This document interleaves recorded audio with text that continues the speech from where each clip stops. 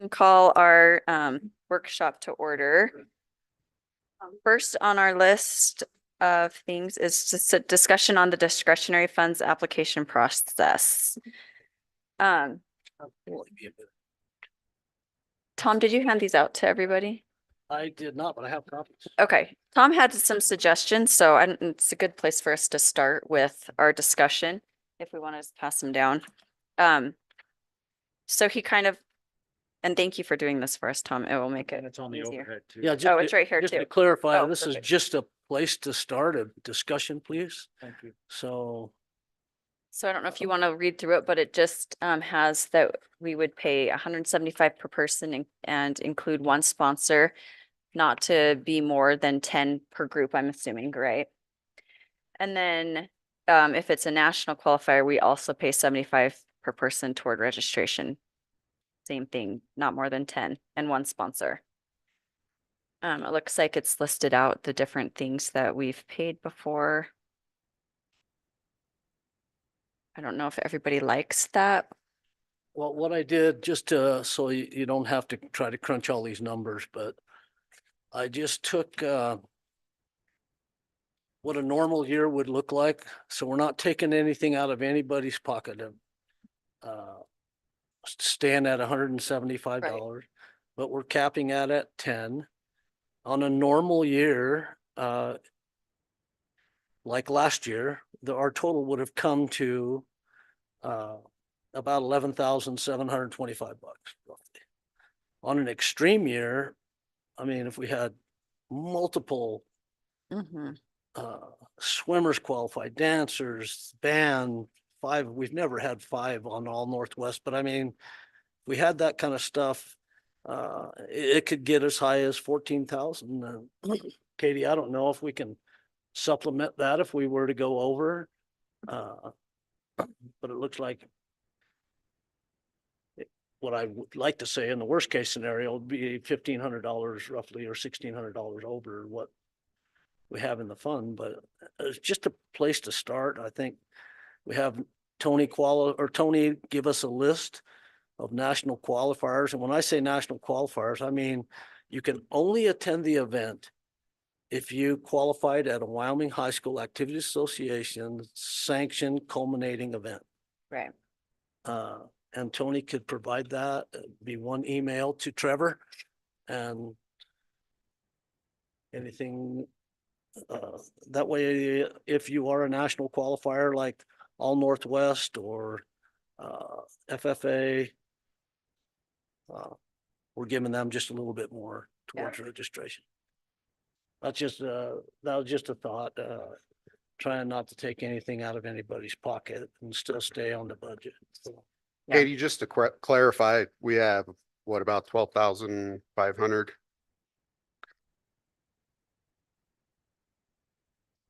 And it's been over the last few years, it's increased quite a bit, right? Okay.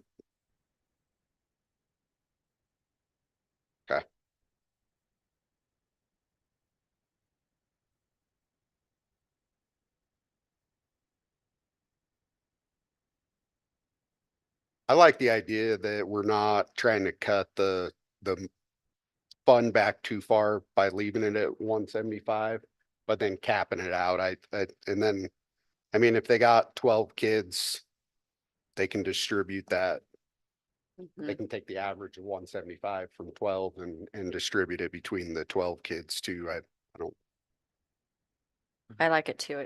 It leaves money so that those really large groups, they're all fundraising anyway, but they can divide it up and we are still supporting them, but they're not taking all of the reserves.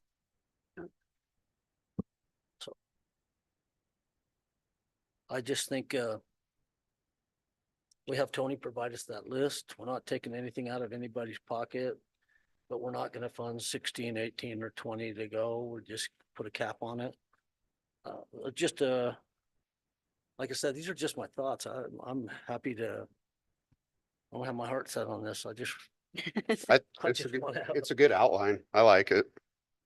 And then so the teachers wouldn't be counted as the sponsors. They would be getting paid as teachers to go, correct? No. They No, would be the sponsor. they would be the sponsor? Uh-huh. Okay, But they're still getting paid. So they don't have to pay for their sub or anything like that, but Yeah, or no dock days. yeah, but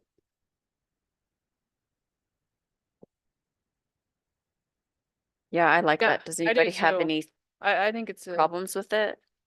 Anything else you would change?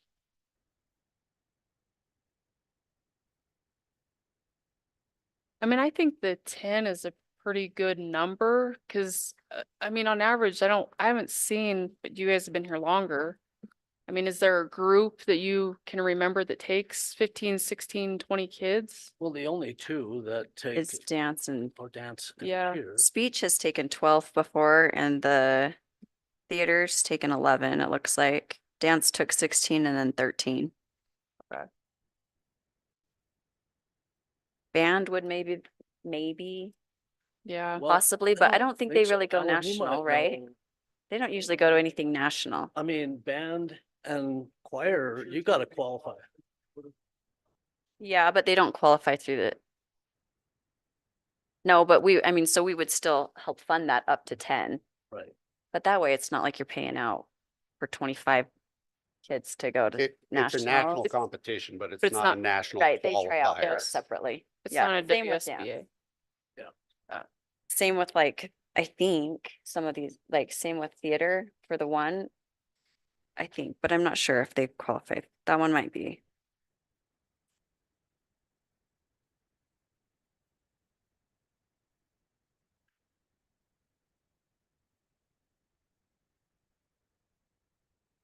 Oh, that's a Oh, good. night. That's a good point. Mhm. Yeah. Good question. Because they do fundraise dance and cheer to go to regionals and then they go to nationals.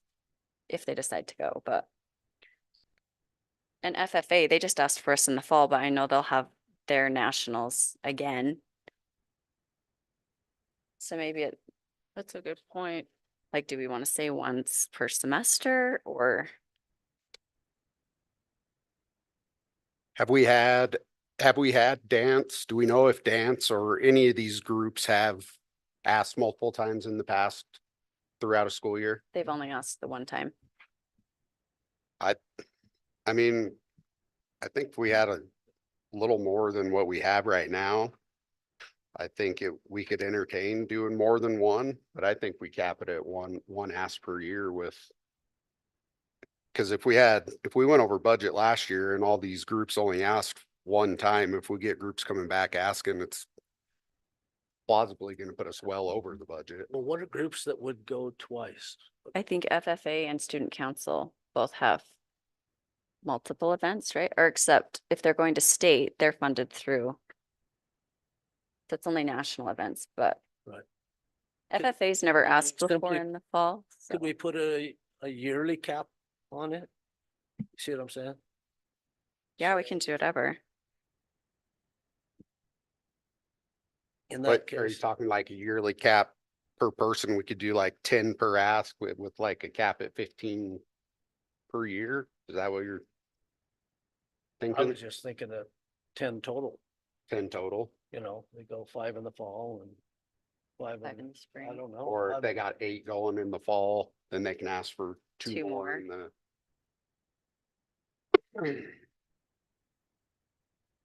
Oh, it's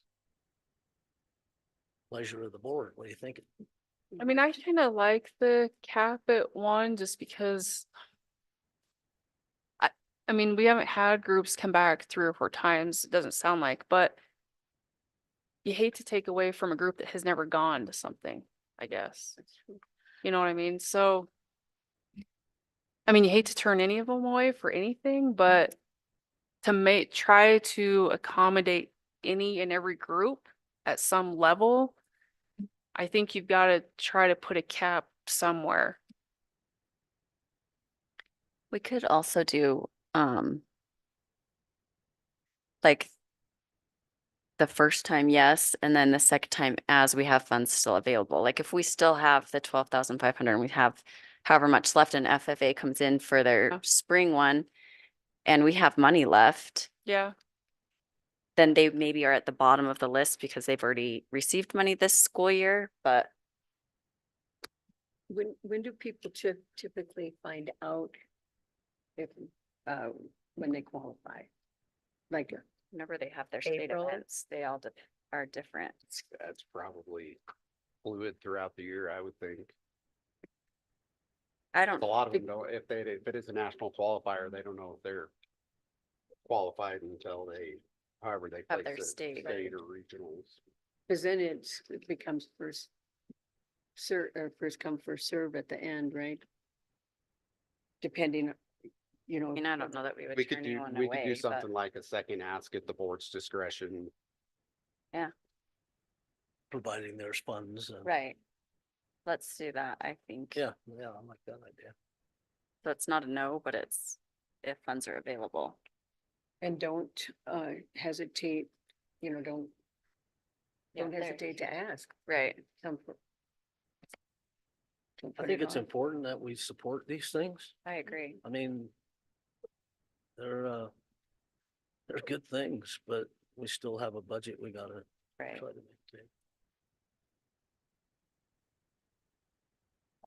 Okay. Any other discussion? So to make sure I'm understanding, so for a national qualifier, they'll get the 175 per person plus up to 75 for registration on the national qualifiers. Non-qualifiers is just the 175 per person, That's how including one it's sponsor, right? used towards registration. Okay.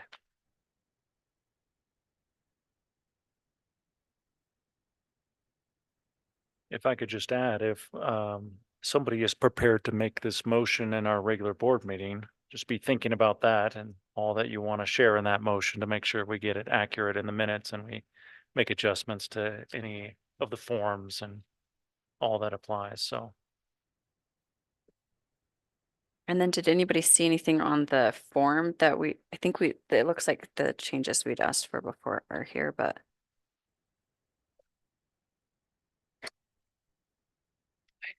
That's something that we'll have to pass too. If you're looking in your board book, it's on 133. 133.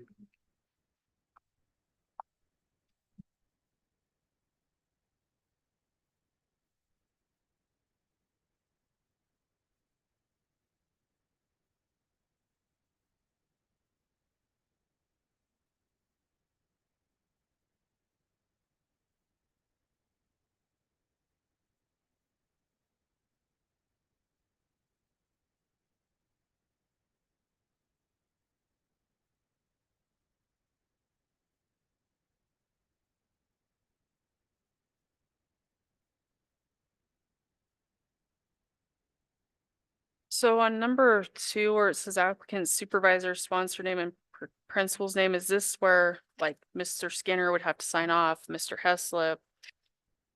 They all have to sign, correct? Okay. Mm-hmm.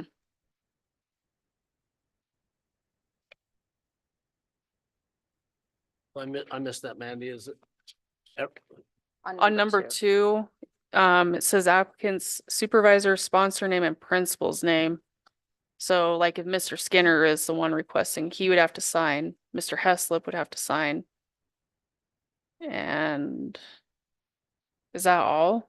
Does it go through So we Tony would always add or those not? signatures at Tony? the end of the form, right? But I didn't see any at the end of the form. That's why I was asking. Maybe we add a spot at the end for signatures that everybody's looked over the form. So when the sponsor completes it, they sign it, they pass it on. Then like Mr. Heslop would sign it. Right. And then if he needs to pass it to Tony, it gets passed to Tony, or if he can Okay. just submit it, it gets submitted. That's what I would I say. is like add- that the request for a high school event is going through, Exactly. Yeah, that's where it needs to go first, and he Yeah. needs to sign off. And if he has a list of national qualifiers in his hand, the rest is really kind of, Yeah, then he already knows. yeah, so. And then it gets submitted to you or to Brooke. well, both of us. Okay. Yeah, and so that we would prepare it for part of your board packet then for the Okay. next board meeting. Yeah.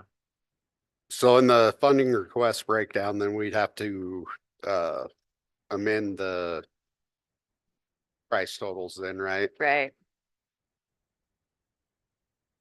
Cause before we had 100 towards registration. Do we want to amend that to 75? Yes, Okay. And we could word it like you have up here. unless you want to leave it at 100. I mean, I think we're probably more fiscally responsible with these other numbers, just with the incoming requests. Yes. My mind will probably be part of this process, so it's either all activities, based types of events. Or maybe we should also be in the city piece. We might also better be able to help us identify what national qualifiers are. Yeah, we're gonna ask him to make a list with it so that you would already know these ones are approved or these ones, so you would know which level. but Or I he think could do that there's at a the good end. point in that if it's a national qualifier, then it would be good to have Tony's signature. We could just have it always go through all three. And then if it proves to not be a national qualifier and he signs it, we'll take it out of his budget. There you go. Yeah, I like that. We'll add that in there too. Okay, so students who go through an application only process are eligible for 125. We're It's 175. once, so we're just doing 175 across the board, whether it's qualifier or not. If it is a qualifier, they're eligible for the $75 towards their entry fees, Yes, Up to, up to 175. up to 75. because it might only be 50. Correct. Yes. Do you know what, Katie, do you know what a typical entry fee is for, I don't know, any of these?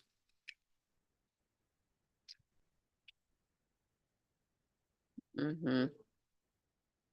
It's different. That was part of the everywhere. problem. Speech and debate could be as much as $400 per participant. But. Yeah, and band some of them were just like could as the whole group, and so then it doesn't, or room. So and do we want to board. clarify something in there with the registration fee, if it is a group fee, do we just want to go with the number of participants up to $75? So say it's a $600 registration fee, we only got 4 going, we're gonna give them $300 towards their registration fee. I think we still just do, if we only have 6 of them, we do 6 of them at $75 each. Right. But if it's less than 6 and Yeah. just the number of Yeah. participants. Yeah. Tear it up down there. I don't know. Yeah, pull forward out. I think we're good. Are we crossing out the students who go through an application process? Yeah, I think we'll Eligible. just, Okay. I think we just do word it like Tom had at the top of this one. Like students.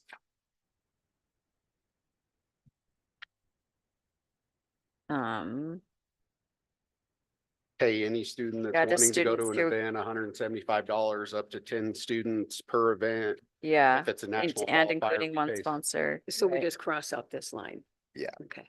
And then change it wouldn't be WHA, SAA qualifying event. That one is for the national qualifier. If they're WHSAA, yeah. then they get the extra We'll 75 per just strike person, this out. right? Am I wording that right? And then Okay.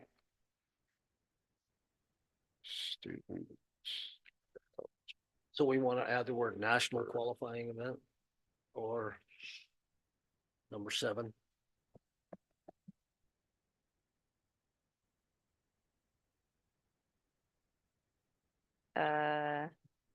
So it'd be pretty simple, Brooke. It would just. Because isn't 7 asking if it was a Wyoming Trail. qualifying event, then they're going on to nationals? Isn't that what that question's asking? So I guess You want to word it differently? it would be, is this a national qualifying, we could really just say, is this a national qualifying event Through WHS. as described by the activities office? Right. Okay. I don't know. I think so. Or like Ashley said, qualifies through the So they're only eligible for the $75 registration fee if it's a national qualifying event. But is it a national qualifying event?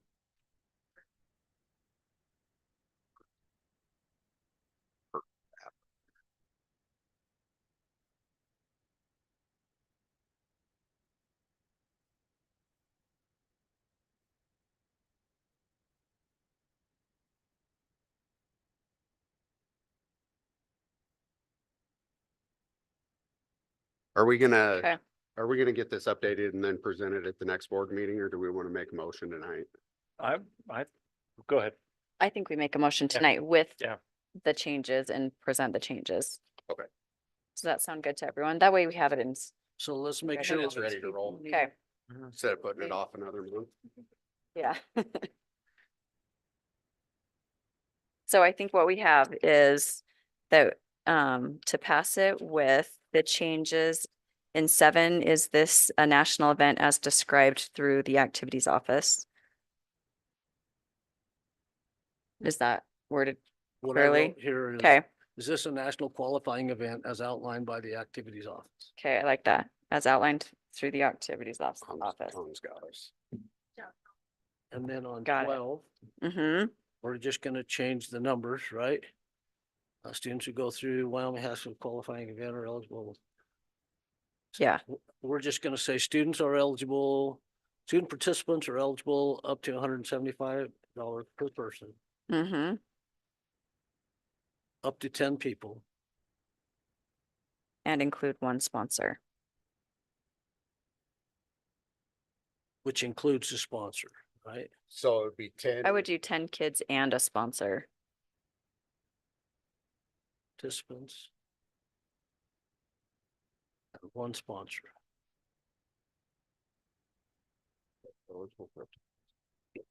What is our policy for student to adult ratio?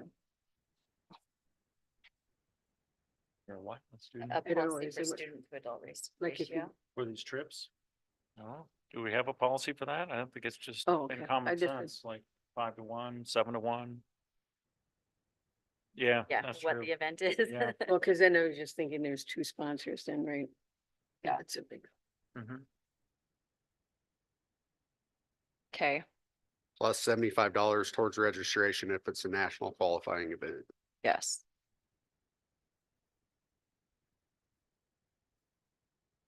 And then at the end, we'll add signatures for the sponsor, principal, and activities director. And somewhere on there, we want to put something about a second ask as funds are available for school year.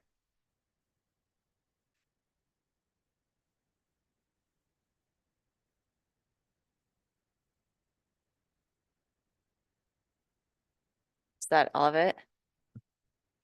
Kind of a lot of changes, but now we got it.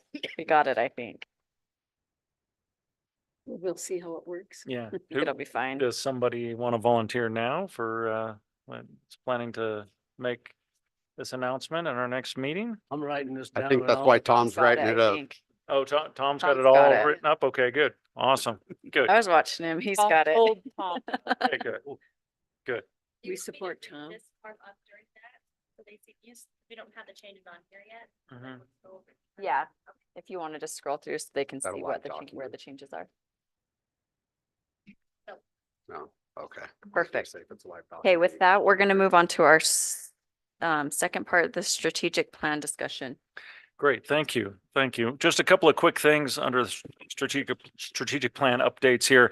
I'd hope to get this in my Friday notes to you guys, but this is an update from our QC10 architects. You should have this information here. It's a quick update on where they're at with the project, with the conceptual kind of drawings. They're not quite ready to present drawings yet, but they are preparing for the 11/11 board meeting coming up in just a few weeks.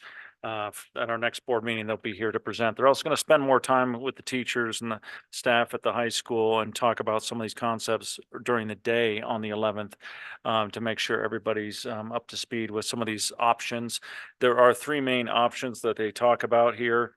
One is the separate building concept. Another one is, you know, the extension of the existing locations. And a third option is just a really nice upgrade and remodel of the existing spaces that we have. So they're going to present three different ideas there and some cost estimates and give us some things to think about. So that'll be a lot of Perfect. fun at our next board meeting. Any questions about that before we move on to the next item?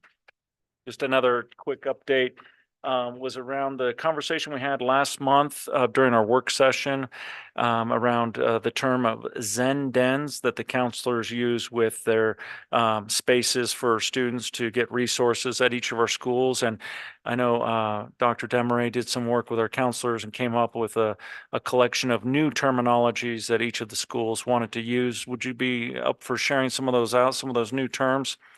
Sorry to put you on the spot there, but each term or each school, they came up with a different name for that type of space. And so it's unique and special to them. So, yeah, sure.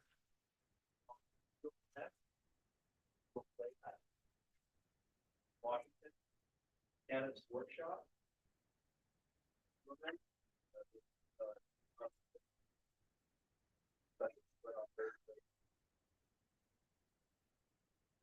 So it's the Husky Hub, Lincoln is just counseling offices. Denver High School is the spa room, and EA is the college. Right. Thank you. Thanks. Any thoughts or questions about that? Just changing some terminology there. Thanks for following up on that. Yeah. Yep. Anything else anybody needs to discuss? Okay, You want me to just kind of go through this motion? yeah, do you Do want we to? need to decide who's going to make these motions when we come to the board meeting tonight? Yeah, We thought we Volunteer. wanted you. I'm happy to You. make the motion on the application. okay, And so I'm gonna say with these changes, number 7, we'd like to say, is this event a national qualifying event as outlined by the activities office, yes or no? And then students are eligible up to $175 per person, up to 10 participants, plus 1 sponsor. The national qualifiers are up to $75 per person. Up to 10 plus 1 sponsor. that part I would put national qualifiers in an National. additional.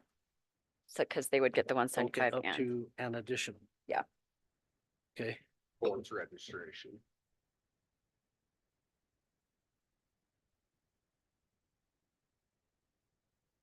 for registration.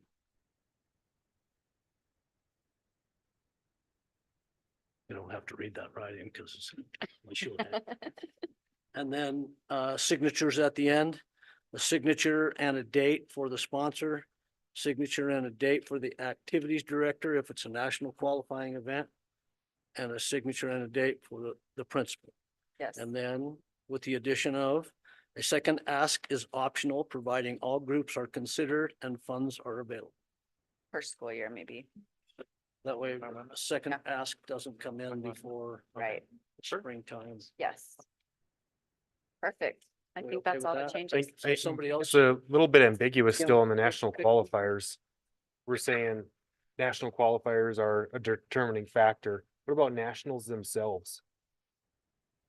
That's not clear in the structure. I think that's what we mean by national qualifiers, because if it's a state event, then it's funded through the school, through the activities office anyway. But so when they've gone to a national maybe we need to put national Nationals would. be, that's what I'm take interpreting it. anybody, you just not qualify for the additional $75 for registration. Still get the $175 per person, up to 10. Tommy, I get what you're saying. We're saying it's a national qualifier, but it's actually, these National, funds are to go to nationals, Nationals. not. So we go need to to a word I would national suggest we change qualifier. that to the national competition. Yeah. Or national Yeah. event. national event, something. Yeah. Cause the intent there is to provide the extra funding for Go to. that bigger national Right, event, right? that they're fundraising for, yeah, That The they, national qualifier would be like state. would be Should be state. the WHSAA. they event. can't attend unless they qualified at a Wyoming High School Activities Association sanctioned culminating event. So for example, all Northwest, we might have one a year, maybe two, but you can't go, can't send just anybody. Speech and debate, same thing. You can't go if you didn't qualify at the state event. Right, But going to nationals, cheer, one FFA event, because there's one FFA event that you can't go unless you qualify. And there's one national event that anybody can go to. So I think what we're saying is you can apply for both of those, providing the funds are available and all groups have been considered.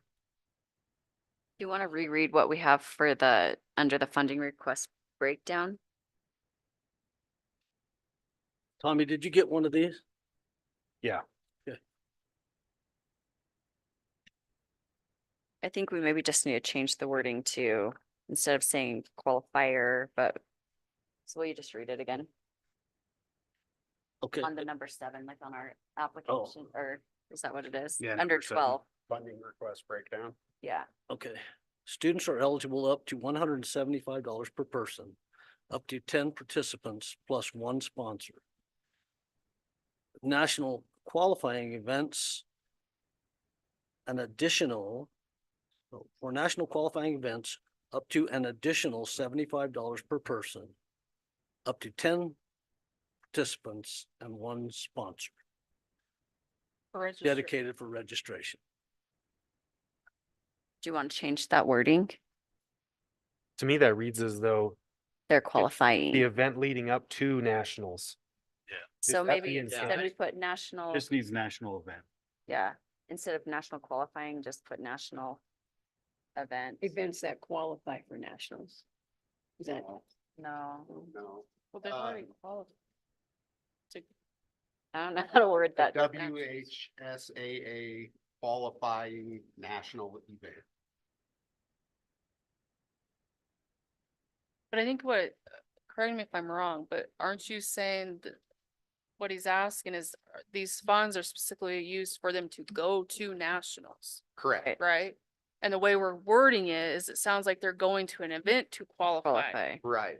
Yeah, exactly. So if we put An a event national qualified.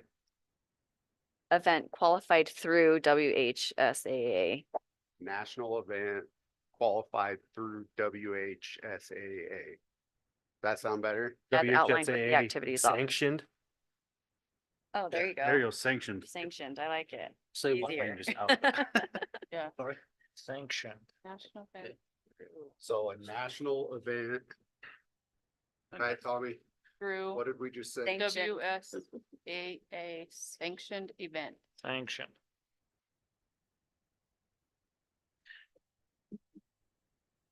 Perfect. Yeah, Start waiting perfect. till the end of the Yeah. night. Perfect.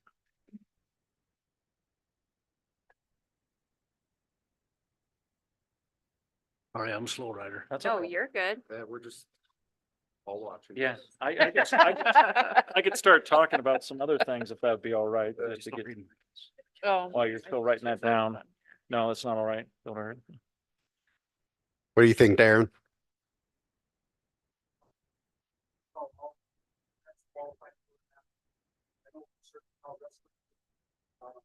That place the top to the state. Qualify for the national. So not just the state. You actually have to place Mm-hmm. as a state finalist. I don't know how speech and debate works. I don't know how swimming works. I don't know how all the other. I would assume that's how I would assume there's some Most. kind of a placement. Yeah. Mhm. That's most, if not typically what- all but I agree events with would. Tom saying. Sounds like competing in the event allows you to qualify for that. That's what I think I hear. Which makes it confusing. I think it is a little bit ambiguous as it was worded before. I just read that a little bit different.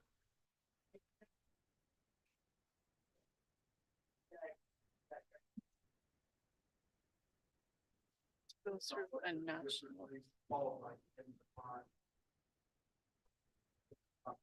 But aren't we saying it has to be sanctioned? That's Yeah, what I we're- think we this don't new care how they wording is qualify, clear. but just sanctioned through that. I guess we can't. Is there a concern with that? Making certain national competitions ineligible for that portion of funds?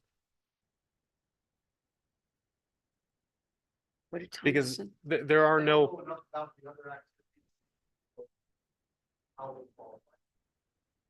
I know then Skills it's not USA, they do it. sanctioned. You, once you place top two at state, then you qualify for nationals. And they would be ones that would be on Tony's list, I think. I mean, I know we've in the past, since I've been on the board, we have sent like 2 kids to nationals for Skills USA. So that would be sanctioned because they qualified at our state event and then moved on, is what we're trying to say. Hopefully our wording is good. Because like, I know I, that's all. I think where this whole thing got brought up is like the national cheer event that they go to every year. You just have to sign up for and go to. They don't, it doesn't matter how they finish at state. It's just, Right, it's not from state that they it's a qualify. national event, but it's a invitational. They just Yeah. sign up and go. Didn't actually So qualify the for it. incentive is essentially is if you place in the top 2 for wrestling and you want to go to nationals, here's $75 towards your registration at nationals. Right. If you want to like, Right. yes, Yes. earning the right to compete. That's a good way to put They it. get a bonus extra amount. You capturing all this, Tom? You want to read your chicken Got it scratch written to down us? nice and neat now. I think this revised process is going to be nice and a good thing to start with. And I think after you approve it tonight, we can see how it goes this school year. And Yeah. there's only 12 or 14,000 in there to work with. And very quickly, you're going to, approve these applications and we'll see how it goes this year and we can reevaluate Yeah. heading into next school year. But I think you've put a lot of good thought into this and you've made some good adjustments. So I feel like you're in a good place. You're ready for a motion during the regular meeting. Yeah. All it's right. Good discussion. I have a few things to add since we have some time, if that's Okay, okay, yeah, Madam go Chair. for it. Okay, just under the guise of strategic plan, our plan number 1, 2, and 3. Just got a few updates here that I wanted to kind of squeeze in tonight, just some fun things that are happening. Veterans Day Parade on 11/11. That's also our board meeting night. So this will be mostly an elementary participation type parade at 10 o'clock from the high school down Hitching Post to the backside of Lincoln Middle School. And it'll be a lot of fun, over 1,000 participants. It should be a good time. And it leads right into the annual Veterans Day Assembly at Lincoln Middle School. So it's complimentary to that event as well. And there'll be some advertising later this week, maybe even tonight and tomorrow coming out around the Veterans Day Parade. So if you want to participate in that, that's on 11/11, 10 o'clock, starting at the high school.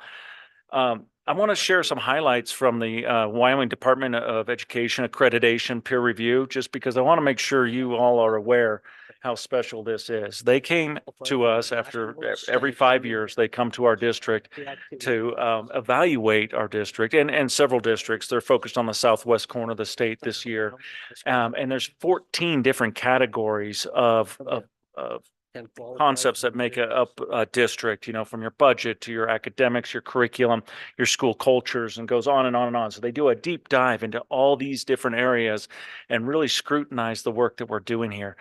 After 2 days of this team of educators, mostly administrators or retired administrators who have worked in several school districts across the state and have a lot of good experience and are trained up to do this review process, they sat down with us and gave us just a quick overview. A longer report will be presented later on, hopefully at our November board meeting. But the overwhelming response was, wow, we are doing really good work here. So you should be very impressed with the work that's been done over the last several years here.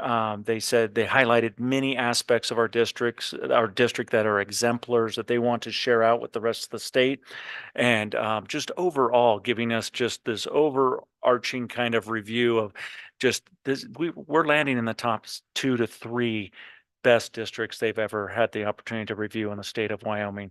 That's just their feeling after 2 days here. They're so impressed, and there's so many things they want to share out with the rest of the state. So we're going to have a longer presentation with graphs and some of those exemplars and everything shared out at the next board meeting. But I just want to share that out for a quick highlight so you feel good about the work that we're doing here in the district. It was a good reflection over the last several years. So very impressive. And the Monroe Crossing safety update, just want to give a quick update to that. As you know, last Wednesday night, several of us were out there. There was a tragic accident. Since then, we've been brainstorming how to make things safer out there. And we're working with the city. I already had one meeting. I have another one tomorrow, just to make sure there's several things that we can do for these next 2 to 3 events that are coming up. We know we have 2 Friday night light football games coming up in the dark. The next 2 Friday nights. So things that we're going to do for that is have crossing guards out there. We're going to have events in progress, LED signs out there. We're going to get our 20-mile-an-hour flashing signs on during the event to slow down traffic. We'll have cones in the crosswalks. We'll do all kinds of things like that to slow everybody down and make sure that they're using the crosswalks and we're super safe. We're also encouraging, I've already seen emails out to the visiting team, encouraging everyone to park behind Lincoln. Lincoln's designed, the parking lot back there is designed for a larger audience of cars to show up. There's 88 parking spots, and there's no crossing of roads to head into Wolves Stadium. So we'll encourage everyone to park over there, but some people will still park over here or walk from the neighborhoods over here. So we'll have crosswalk guards in place and everything else I mentioned in place. In addition to that, we're looking at long-term improvements for the crosswalk area out here.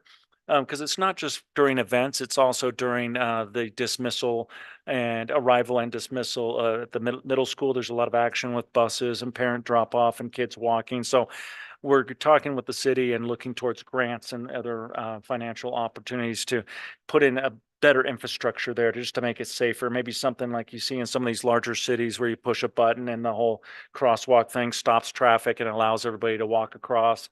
Things like that that cost tens of thousands of dollars, but we can get grants together and get some of that infrastructure in place hopefully this summer would be ideal. In the meantime, though, we have a temporary plan in place for every time we have a big event. I'm thinking later on the Flaming Gorge Classic, and the basketball gyms are packed. It's a nighttime activity and there's a lot of crossing there. We'll probably do similar crosswalk duties and extra precautions in place for those events as well. So more details as that comes forward. I just want you to know that we're addressing that concern right away to help out to make things safer. Just declining enrollment, just a quick highlight there. We are down 73 students currently from last year. The averaging will play into effect there with our average daily membership. So that can adjust things to 64 students. So that helps cushion the blow a little bit. But we are already thinking about opportunities for tightening our budget going into next year a little bit. So just be aware of that as we continue these public conversations. Just know to share out all the work that we're doing with Katie's office and really all the buildings and the departments to find opportunities for some savings going into next year. Some of that will happen through attrition as people retire. We're going to look at each position thoughtfully to say, do we need to refill that position or can we absorb some of those duties and absorb that cost? Because we are looking at roughly right now, currently 1.2 million. Part of that is the Tolman Ranch funding is ending. A big chunk of that is just less students are here. So it's just being thoughtful and fiscally conservative and good stewards of our taxpayer money and just being thoughtful as we move forward. So you're going to hear more conversations about that. District Residency Fair, Alan and Anne Marie and I had the great opportunity to run over there on Thursday last week. It was an out and back. It was a big day, but we had 5 or 6 solid hours with all the students in the teacher ed program at the University of Wyoming.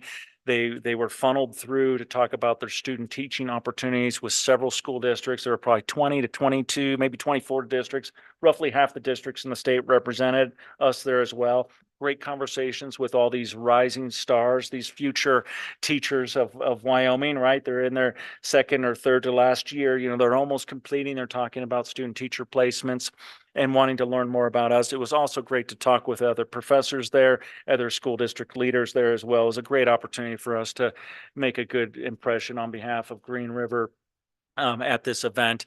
And it is very exciting to see how well loved we are and how many of the professors send their students to our table and say, you want to get in there. If they even have an opening for you, you want to get in there. That was really cool to see and to experience that firsthand, how popular we are, because we are doing great things in this district. And so student teachers want to get placed here and teachers want to get hired here. So that's a good problem to have. But those are just a couple of quick highlights since we had some time that fall under strategic plan or strategic plan work. Is there any comments or thoughts on any of those topics? Or did I miss anything that I want to talk? Okay. Perfect. With that, we will adjourn our workshop. Okay. Get ready for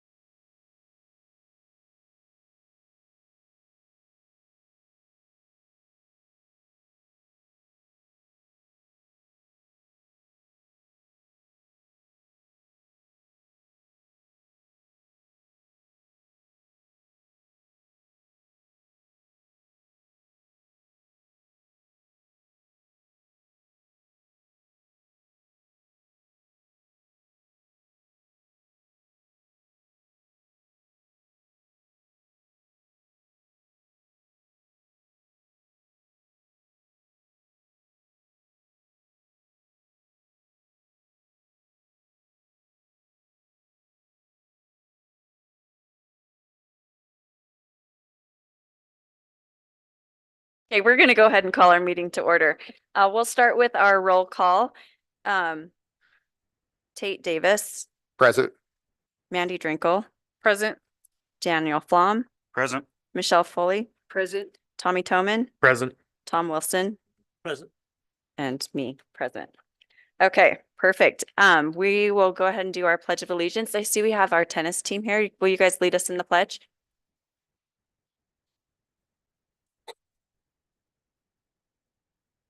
Pledge allegiance to the flag of the United States of America and to the republic for which it stands, one nation, under God, indivisible, with liberty and justice for all.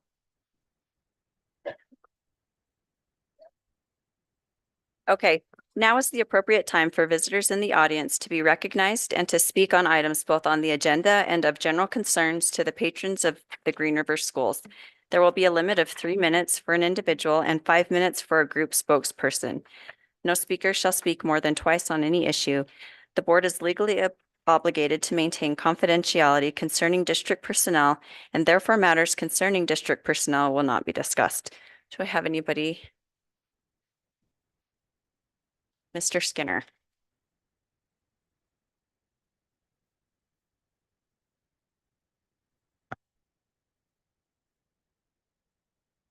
Actually, I'm just going to let a couple of my students speak instead. Perfect.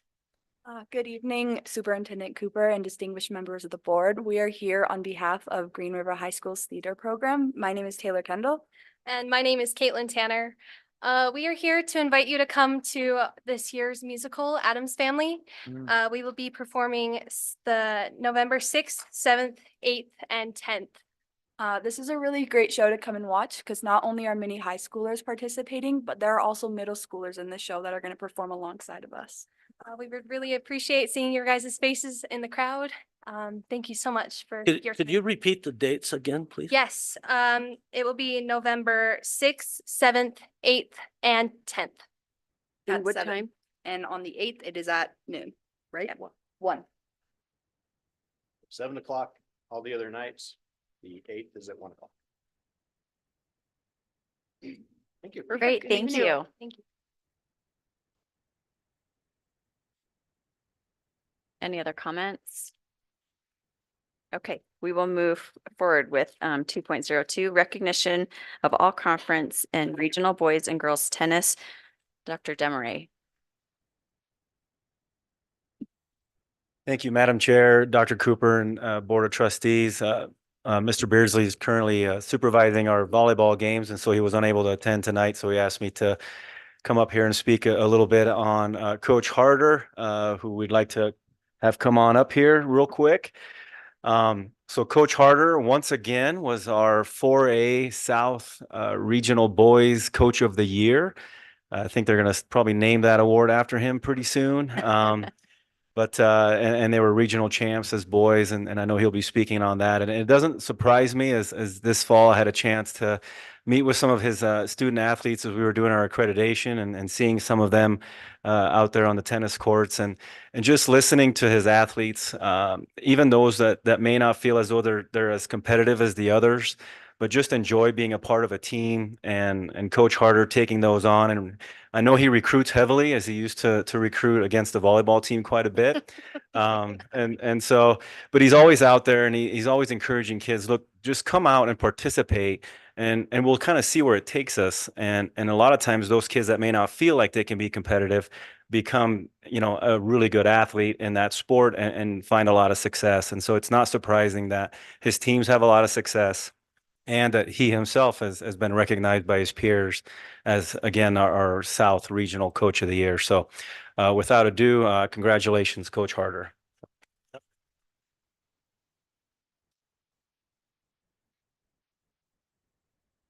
Guys, if you'd like to come up and stand right here by me, boys, girls, we're here to celebrate them. I get this award, but it's really based off of the kids. Like, you have a good team, you get Coach of the Year. It kind of works that way. And these guys are very deserving.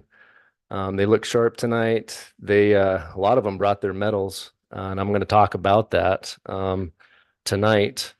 But a few thank yous, I forgot to address the board. So thank you, Madam Chair Castilian, Superintendent Dr. Cooper, and school board members. I'd like to thank our administration at the high school. They always come down and support the team. Our activities office always supports us in what we do. The newspapers like the Green River Star, Rocket Miners, who are now, Y04 News, the radio network with Eric, they always do a lot for us. Rachel Todd in transportation, thank you. But we broke our streak. One bus broke down. That was it. So we did pretty good though. So thank you for keeping us safe. Maintenance with Doug. He does a great job getting what we need with him and Roger. Roger getting the waters and Doug getting the stands up there so people can watch tennis. I have great student athletes, great parents, new coaches. I had two new assistant coaches, Anna Kimball and Sydney Butel. Sydney is actually student teaching at Truman, which is exciting. And she was able to help us. And then obviously our district teacher of the year, Mr. Andy Trumbull. And so we've been at this for quite a while. This is 17 years for me, about 35 for him. There's been 3 head coaches in our program in 46 years.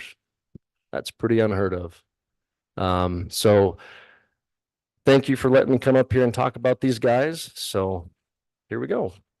I'm going to start with the girls. Our girls season started with a lot of girls having to step up in some new positions because our #1 singles player was recovering and trying to recoup and get ready for the season after her knee injury this summer. And we weren't even sure we were going to get her. And so we had a lot of girls playing up, and that helped our team.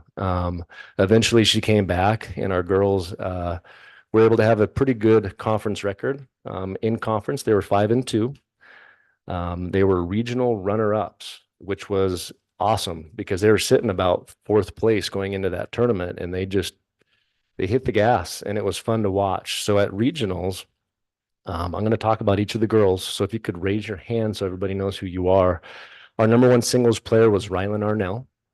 She was a conference finalist. She made the conference finals, so she took 3rd place. She earned a great seeding going into state. Amanda Davis is our #2 singles player. She made the conference finals and got 4th place. Sydney Lopez and Brinley Butel, they're our #1 doubles girls. They were the 2 seed going in and got to the conference championship and took 2nd, but they earned all conference, which is a pretty good distinction. All conference is hard to get. Alexia Britton and Savory English, our #2 doubles. They made the conference finals and got 4th place. And then Bianca Mays and Taylor Kendall were our #3 doubles players, and they came on really strong at the end of the season. They played a lot of JV at the beginning and came in at the end and just tore it up. They made the championship, and about 2 weeks prior to that, they were playing JV. So it's pretty cool to see them go from JV to #3 doubles conference championship. They took 2nd. And so our girls team had a great season. Super proud of them. A lot of them are coming back. So we have a lot to look forward to, and we'll miss our senior leadership there. Our boys, I would call them a sleeper team this year. YO Preps didn't even have us on the radar. And I think we took that a little personal because we knew what we had, and we came out and took care of business. Our conference season, our boys were 7-0. So during the conference season, they beat every other South Conference team. And I just want to give you some of these dual scores with these boys. You play 5 matches at tennis, #1 singles, #2 singles, and then 1, 2, and 3 doubles. So against Rollins, we were 5-0. Against Laramie, we were 5-0. Rock Springs, 5-0. Torrington, 5-0. Cheyenne South, 5-0. And then East and Central, we won 3-2 in those duels. And so they not only won, but they won convincingly and showed everybody how good we were. And they went out and took care of business at regionals. So I'm going to do the same thing with these boys. I'm going to have them raise their hands so you know who they are. Our #1 singles player was Dylan Archibald. He made the conference championship and took 2nd. He lost to the eventual champion of the entire state. The best player in the state was in the South Conference, and that's tough. to have to go against him in your own region. And so he did a wonderful job competing against him and got second. He got all conference, which was wonderful. Aiden Neer, our number 2 singles player, he made the conference consolation and won and got 3rd place. Tanner Hokinson and Caden Dotson were our number 1 doubles. Tanner's here, Caden's not. He's sick. He's at home.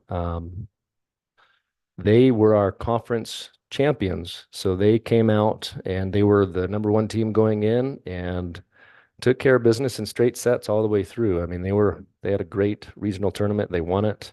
They were all conference selection. Lucas Arnold and Caden Olson were our number 2 doubles players.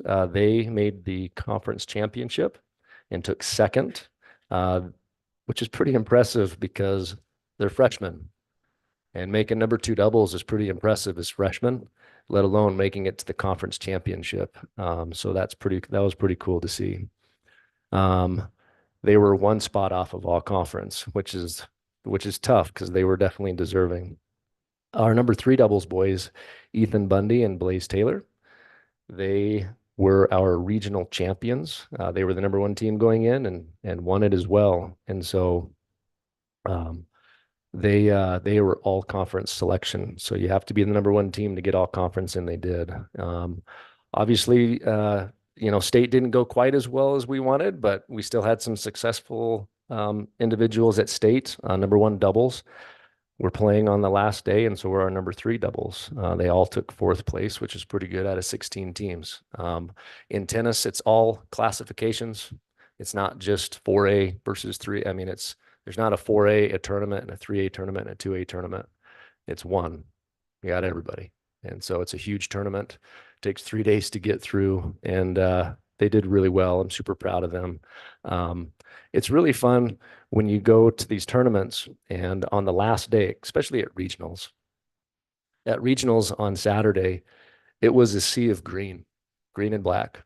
I mean, every single member of our team, not just boys, girls, both teams, all players, all 16 varsity players played on the championship Saturday, which was really cool to see. It's rare to happen. So it was awesome. We had a good time. I'm blessed. I love doing this job. It's not really a job when I coach. It's fun, and these kids make it fun. So thank you for your time tonight. Appreciate you letting us brag about our tennis team. We try to do the best we can to brag them up and show off how good they are. So they're excited to get to add another banner, those boys, to those courts that we do. So thank you.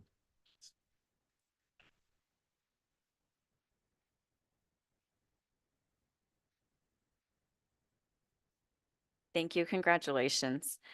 Next we have Give Me a Break drawing. Oh. Dr. Cooper. Now, I will say before I draw the name, we had a great time. We drew Dan Parsons last month. And so we got, and when I say we, I started out subbing the day for Dan Parsons, science teacher at Expedition Academy.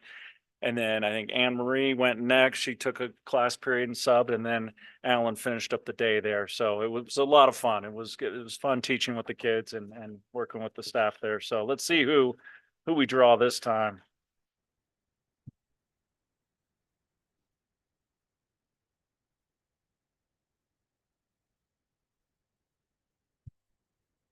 Okay, I'm going to butcher the name here maybe. Cami Andrea Buckingdorf, aide special ed at Monroe Elementary. Does that sound right? Mhm. Okay. Special ed at Monroe. All right, we'll be there soon. Thank you. Yes, thank you. Thank you. All right. Can I get a motion to approve the agenda? I'll motion to approve the agenda. Moved by Tate, Second. second by Michelle. Any discussion? All in favor? Aye. Aye. Any opposed? Motion carries. Can I get a motion to approve the consent agenda items? I'll motion to approve the consent agenda items as presented. Moved by Tom, Second. second by Mandy. Any discussion? All in favor? Aye. Aye. Any opposed? Motion carries. Okay, next we have 5.01, a report on McKinnon meet and greet. We had that on October 6th out at McKinnon Elementary. I'll start. It was fun to go out there and talk with some of the staff and parents, and it was good attendance. We had a little dinner, and I think everybody who went out there had a good time discussing different things that they need. Anybody else? Oh, I'll go. It was probably, I've been out there 3 or 4 times and probably the most productive one. There was a lot of people there and Mhm. the discussions were good. I think Steve Lake's doing an amazing job there and they're very happy about that. I think we got moving some stuff forward, fixing the flagpole, talking about air conditioning. I mean, I think a few years ago, we made a commitment to air condition all of our elementary schools and we left one out. So we got to figure out how to do that. We got to figure out the hot lunch program. I brought up the thought about, and I don't want our food service people to have a heart attack, but I brought up, hey, what if we, they can only have hot lunch 2 days a week because we can't staff it. So I thought about, what if we sent a food truck out there once a week? But they thought it was great. I'm not sure that food service think it's great, but I did talk to a couple food trucks and they said they'd be happy to go. Okay. So if we could give them the publicity ahead of time, so just a way to take care of McKenna. They're doing a great job out there. Good people. They're really happy with Steve. I'll add a few things to that. I did capture, I think, nearly every suggestion that was made, every concern, repairs, the air conditioning, the flagpole, some ideas for lunches to make them a little more exciting out there, because we do not have a lunch person this year. We could not fill that position. So we're being creative on how we can still provide some great meals for everybody down there. And I did dig into that just a little bit. Just in the month of September, they only took 6 total meals in the month of September. Just a little follow up on that, just so we know it's not a whole lot of students that do take the hot lunch, but we still need to provide a good hot lunch for them. So we're working on that, and everything else on the list. We have a running list of things for McKinnon to keep them up with, and having Steve down there every week has been wonderful. So he can follow up with them and get us more information. He can also deliver some things too if we're running like Chromebooks down. That was something that was needed from our tech department. So yeah, it was a great time to visit with everyone in the community, and the staff down there is amazing. They're great. Anyone else? Okay. Thank you. Next, just a reminder of the WSBA 2025 annual conference. It's November 19th through 21st. And we can work out, as we get closer to that, we can work out some carpooling. Calendar committee update. Sure, just a quick update. Tomorrow night is our third and possibly final calendar committee night here in the boardroom with the calendar committee. There's some 45 participants that come to share about calendar every 2 weeks. We have these workshops. And we're at the stage now where we have some draft calendars we're going to share with them tomorrow night. And some of you are on that calendar committee as well. You'll see those calendars tomorrow night. We'll have some discussions, and maybe we can move forward with some of these calendar ideas to bring to the next board meeting for recommendations.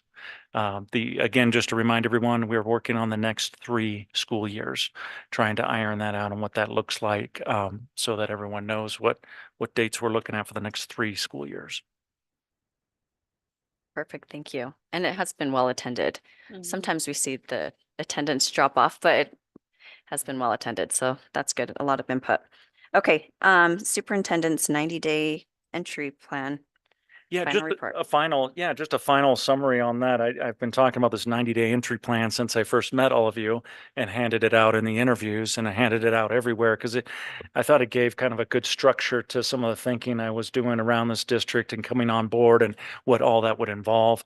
And I went through it recently and developed the final report for all of you. It's in your packet, and just highlighted all the accomplishments.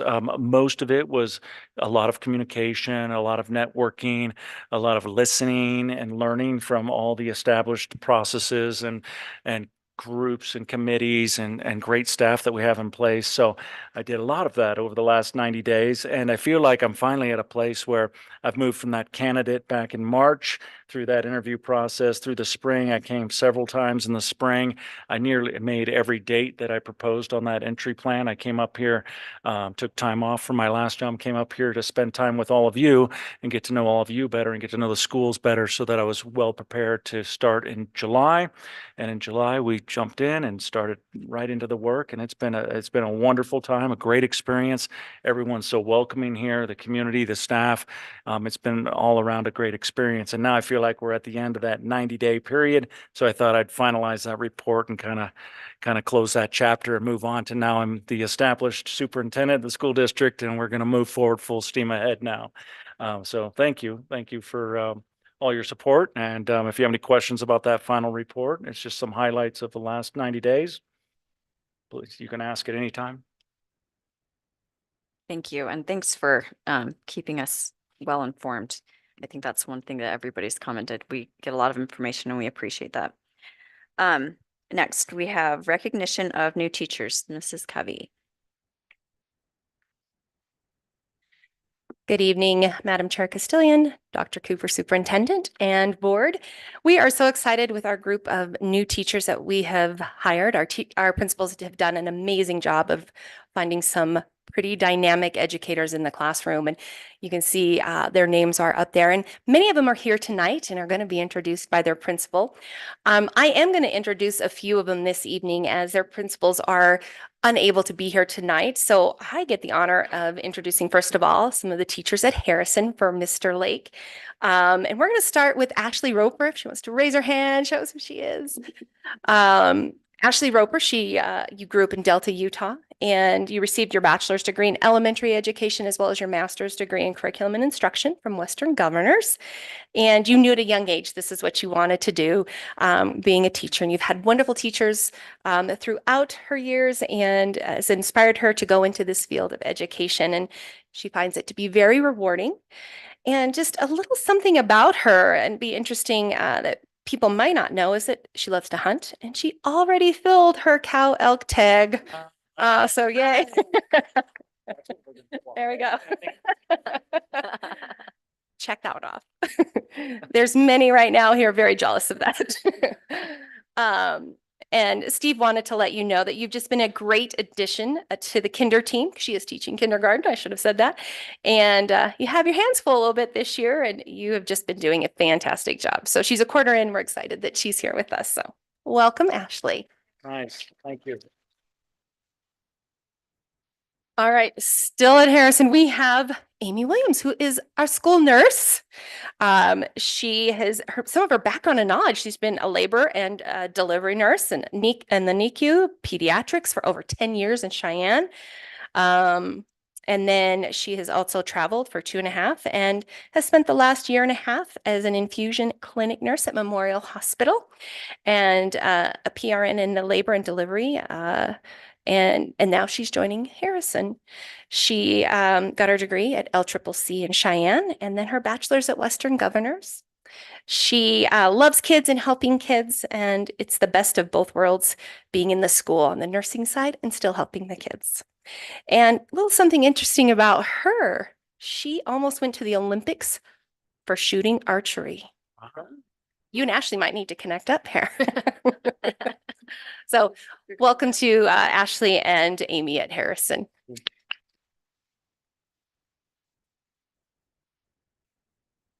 All right, I also get the privilege tonight to introduce Erin Calderon, who is at Washington Elementary, and Mrs. Bird apologizes. She is unable to be here this evening. There's Erin back there. So obviously I've had the opportunity to work with her for the past 7 years, but few things I did learn about her today as we were visiting.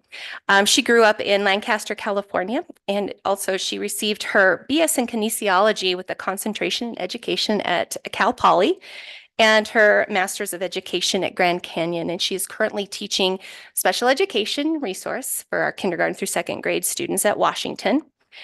She first started subbing, and she has been subbing at Washington, or subbing and then got hired on as a para for the past 7 years at Washington.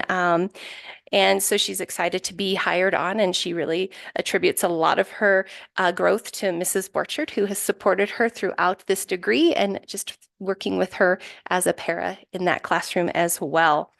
And she also something about her that is interesting that I didn't realize that after she left Cal Poly, she moved to Kauai and she worked as a long-term sub at the high school. She was teaching pre-algebra and biology for 9 months there before returning to the mainland. So she's been in education for a while as well. So welcome officially as a certified teacher, Erin.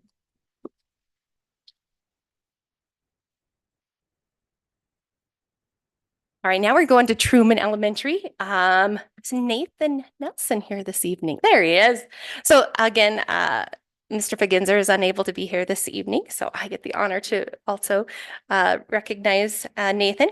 So Nathan teaches PE at Truman, and he attended BYU and loves sports of all kinds, not only to watch them, but to play them as well. Greg says she has a great sense of humor and just fits perfectly into the Truman Elementary family. He mentioned your brother in here too. Yeah. That Aaron Nelson in technology, our network system person, is his brother, and he has great ties to the district and the community. And they are very excited to have you at Truman and glad you are part of that team.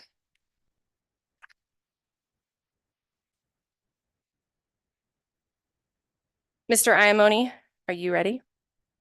Okay, come on up. Then Lincoln, and then the high school. Okay.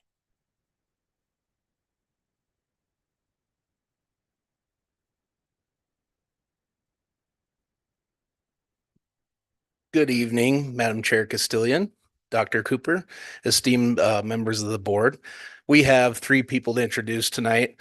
We did something different though this year at Monroe because we had some new teams. I don't know if you guys have seen the water bottle trend going around where you put kind of stickers on the water bottles and tell some things about yourself. So I'm gonna, at the behest of Sydney, I'm gonna be sharing her water bottle piece of this, but I also have some information. We have 3 folks that are fantastic. They couldn't fit into our school better. They're hard workers. They work hard for kids. They're positive. They try new things. They ask questions if they have concerns or if they need to know something. They've been just fantastic this first quarter. So it's been 3 steals. But anyway, first is Sydney Ferrer. She was born in Green River, attended Monroe as an intermediate school and graduated from GRHS as captain of the dance team and was the student body president. She got her degree in elementary ed and her cert in early childhood from UW. She always loved working with children and felt that she needed to be with the future leaders of the United States.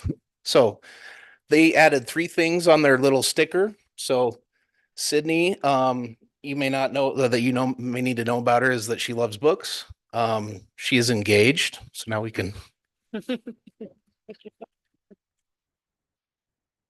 And she likes watching football. So she's excited to watch more football the rest of the year. So again, couldn't say anything better for Sid. She's been fantastic with that kindergarten group. So the next 2, first grade, Mrs. Harper.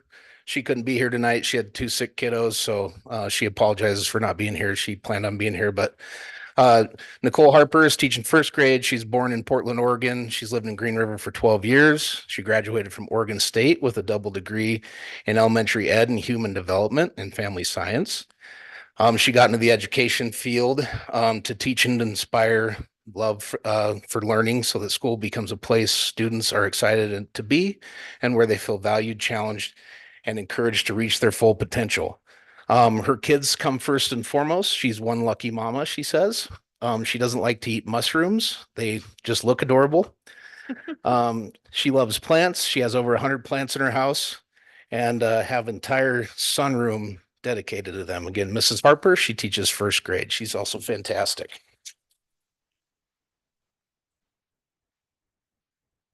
Okay, Morgan Porter, she's teaching 5th grade. She was born and raised in Green River. She got her degree from Grand Canyon University. She got into education for working to work with young people and make a difference in their lives. Morgan has two sons who are also her pride and joy. The second piece was awesome, I think. She loves sharks. Being the hammerhead is her favorite. She wants to swim with them one day in the ocean. And she loves exploring the outdoors, hiking and floating on her paddle board. So there's our three awesome new staff members at Monroe.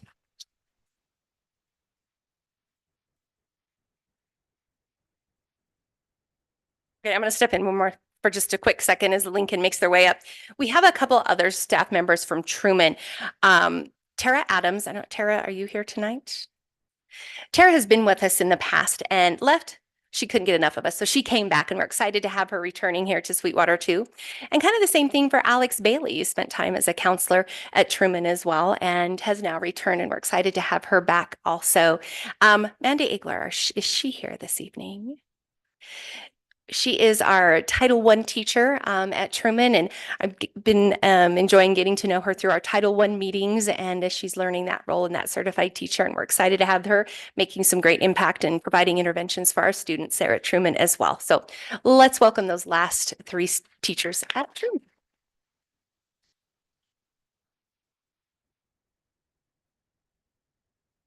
Hello, Madam Chair, board members, and Superintendent Cooper. We have a few new teachers to Lincoln this year.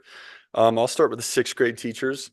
Mr. Christensen could not be here. He is coaching football tonight, getting ready for a game this weekend, a big game last week. So we'll get him some other time here. So our first one is going to be Miss Miller. She is a sixth grade teacher for us. Initially, she was at Lincoln Middle School. She was a long-term sub for us and was also a para. Went over to Rock Springs for a year, and so 2 years, and we're happy to have her back in the district. So a little bit about Miss Miller. She has been married for 21 years, and family is the center of her life. Her husband and her have 2 wonderful kids, and their family is growing as her son and his wife are expecting a baby boy in February. She has 2 dogs, Olive and Watson, who keep them moving, and she is excited to be back in Green River, and we're excited to have her back. So Miss Miller. Our next sixth grade teacher is Miss Tucker. She came over to us after student teaching with Mr. Iamoni and the people at Monroe. She's been a great addition to the team. This is her first year of teaching. She graduated from the University of Wyoming this past summer. She has 3 dogs that she considers her kids. She enjoys being outside, whether it's hiking, hunting, fishing, boating, snow machining, riding side-by-sides, or just starting a new project. She's excited to help kids and myself learn and grow this year. So 2 great additions to our sixth grade team.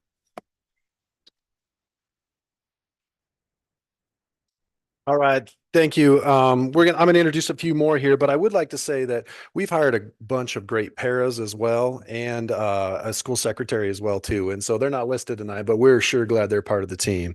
So I'm going to introduce Miss Smith, our 7th grade English language arts teacher. She's coming to us from Washington as 7 years as a Title I specialist over there. We've got her teaching language arts for us, and she's with Miss Croft, and they're doing a dynamic job over there, doing really well. It's not uncommon for us to see 20 or 12 to 20 kids in her classroom at lunch with her, some that she's adopted as her own. So, and they're working hard. Thank you, Miss Smith. Okay, and then we're gonna introduce back to you guys Miss Huber. She took a little break from us and then she came back. She was teaching 8th grade before. Now she's back teaching 7th grade math for us. She's doing a great job. She's from Gillette. We're not going to hold that against her, but we think she's one of ours now. She's been here long enough. So thank you, Miss Huber. She's doing a great job. Appreciate it.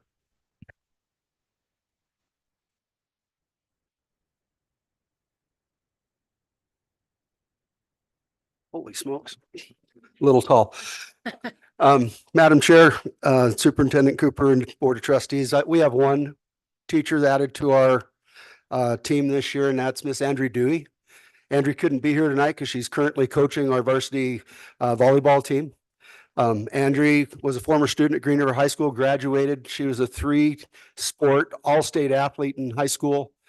She competed in volleyball at the University of Idaho, where she was also an all-conference athlete there, then was an assistant coach there for a period of time before we finally got her to be part of our program. She's doing a really good job. I think the team is currently 17-4, and I think they're ranked number 3 in the state right now. They're doing really well. In the classroom, she's doing a great job. She's got a lot of tough stuff that she's teaching kids. Anatomy, physiology, biomechanics, exercise phys, sports medicine, care and prevention of athletic injuries, as long as health careers. So it's a very complex curriculum that she's going through to expose kids to a lot of different things. It's very exciting. It's a great class, and she's doing pretty darn good job. So thanks for letting us come up and visit with you about our teachers.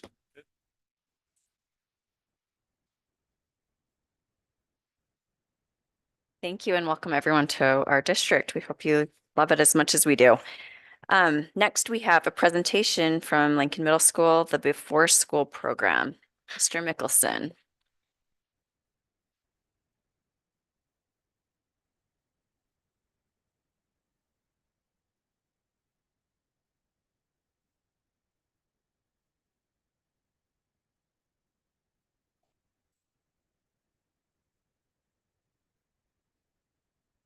Can I have some numbers?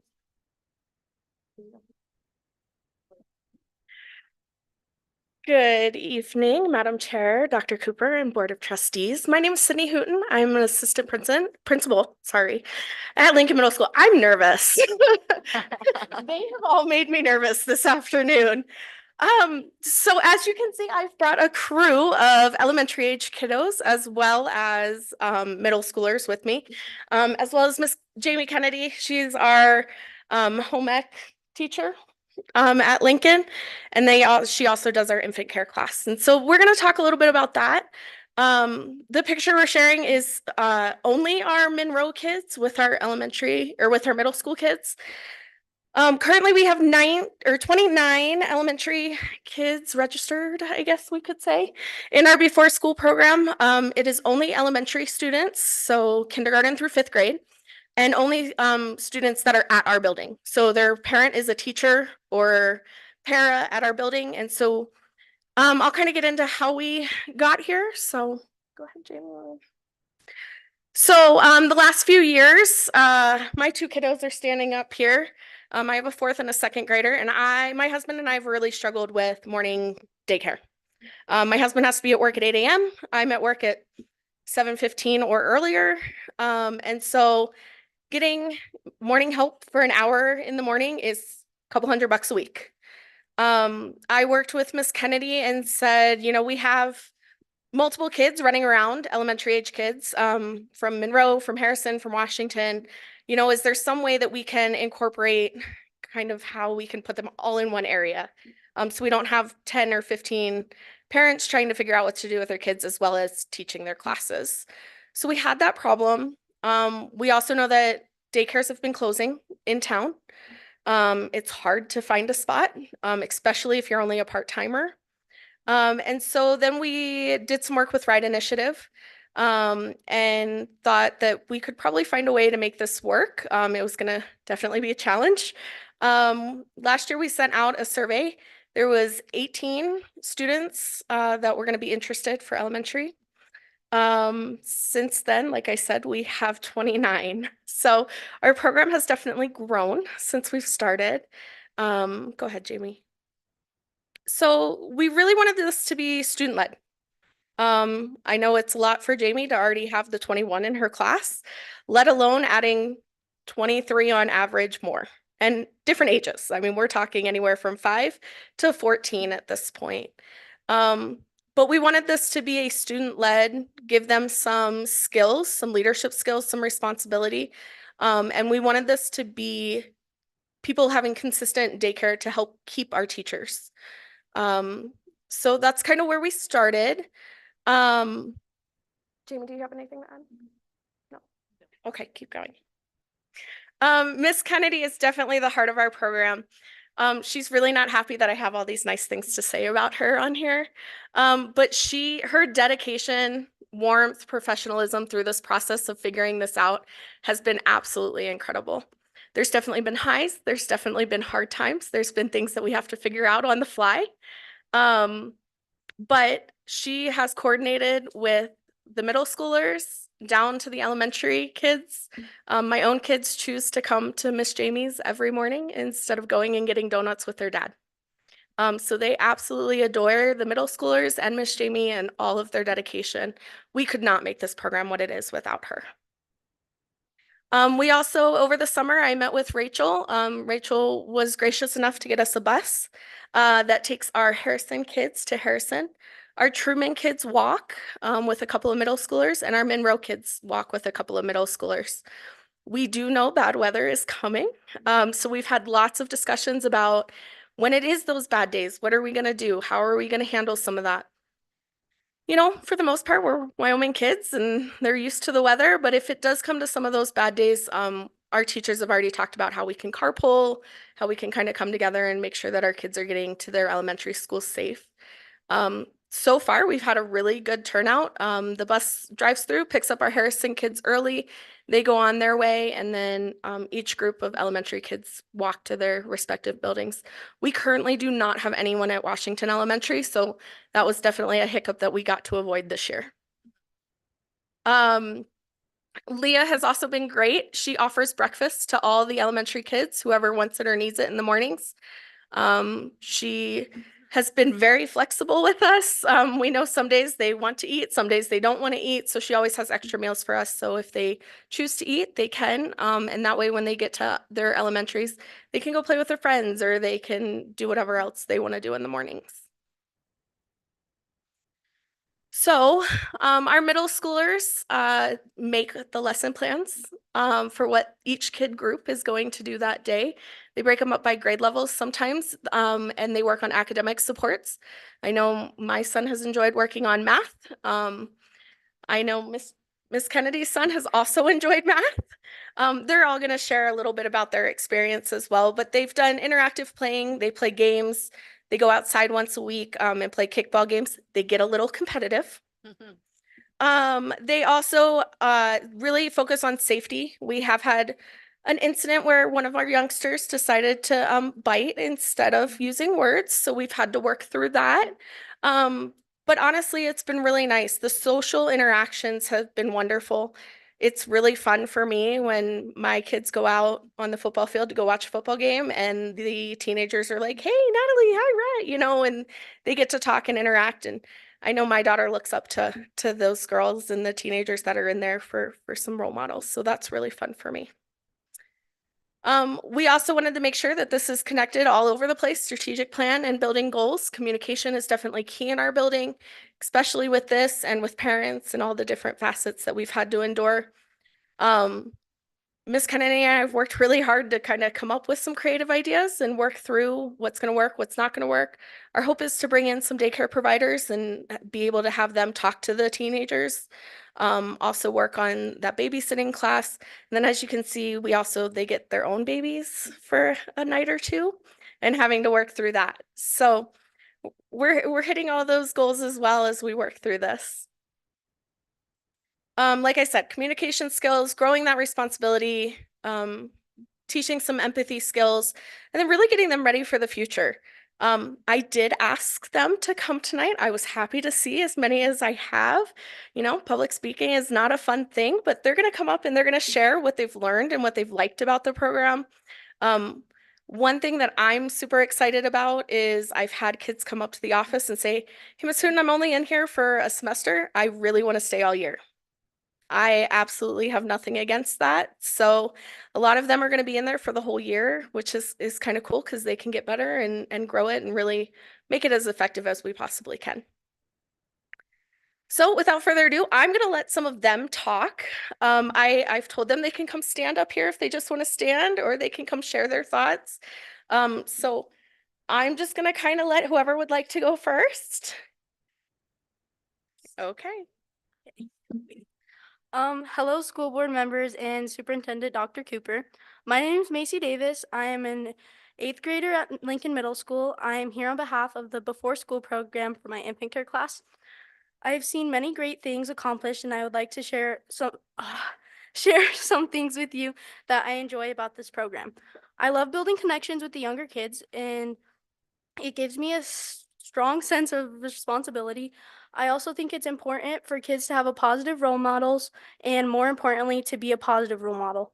It is my hope that It is my hope that when the kids in the program sees me in public, they are proud to know me, and I am involved in many sports and community events, so it's always on my mind that someone is watching and probably will report me to my dad.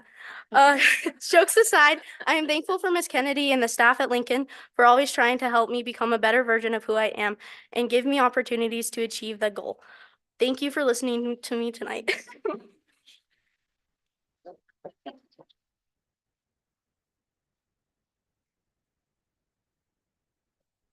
Good evening, school board and Superintendent Dr. Cooper. My name is Aspen Cuthbertson. I am one of the people that do infant care at Lincoln Middle School. I like going to school and having another set of friends to go hang out with and play games. I also enjoy making crafts with them and seeing their ability to make whatever comes to their mind. Another thing I enjoy is walking the kids to school and hearing about what they like to do out of school, from sports to their favorite subject. Something I have learned is to be patient with the kids when teaching them new things in math or reading groups, because they might not know the things, or we might be challenging them with new things on how to learn. Thank you.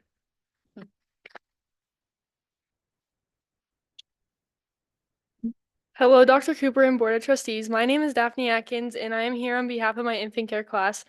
And I wanted to share the opportunity I get to help out with the class every day. We got to take care of some of the staff's elementary age kids, and I learned a lot. My favorite part was being able to take the kids to school in the mornings. They're definitely a handful, but I love it. Infant care is probably my favorite class and definitely what I look forward to doing every morning. Taking care of these kids gives me a stronger connection with them, and I love just talking to them and getting to know each and every one of them.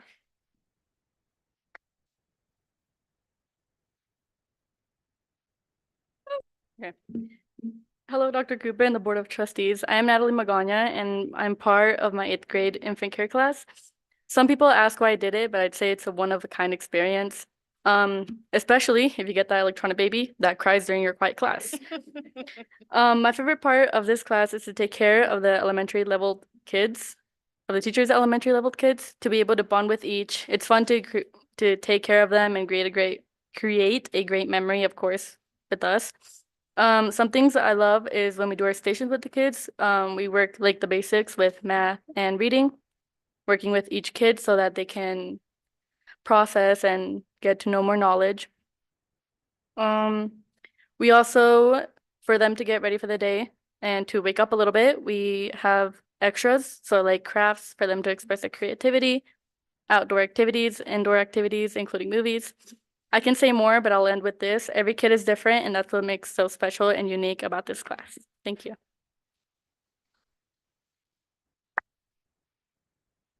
Want to say how amazing these kids have done. They really, truly have made this program what it is.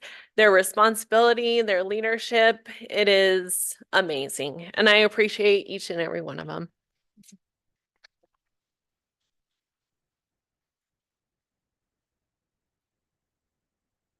My mom kind of made me do this, so. But I like the infant care class because we do a lot of fun things. Just like how they were saying, we do outside activities, and that we do kickballs on Friday, and I do agree. We do get a little bit too competitive, but it also helps that we do math and reading. You do it, like for me, I'm 5th grade, so we do it every Wednesday and Thursday to Friday. But it helps me because with math, it just helps me learn my math facts so I can do it quicker on a test. That's really all. And I just like how the 8th graders are just really nice kids and really nice. And that I do, a lot of times when I do see them, I realize how good of kids they are even outside of school. Thank you.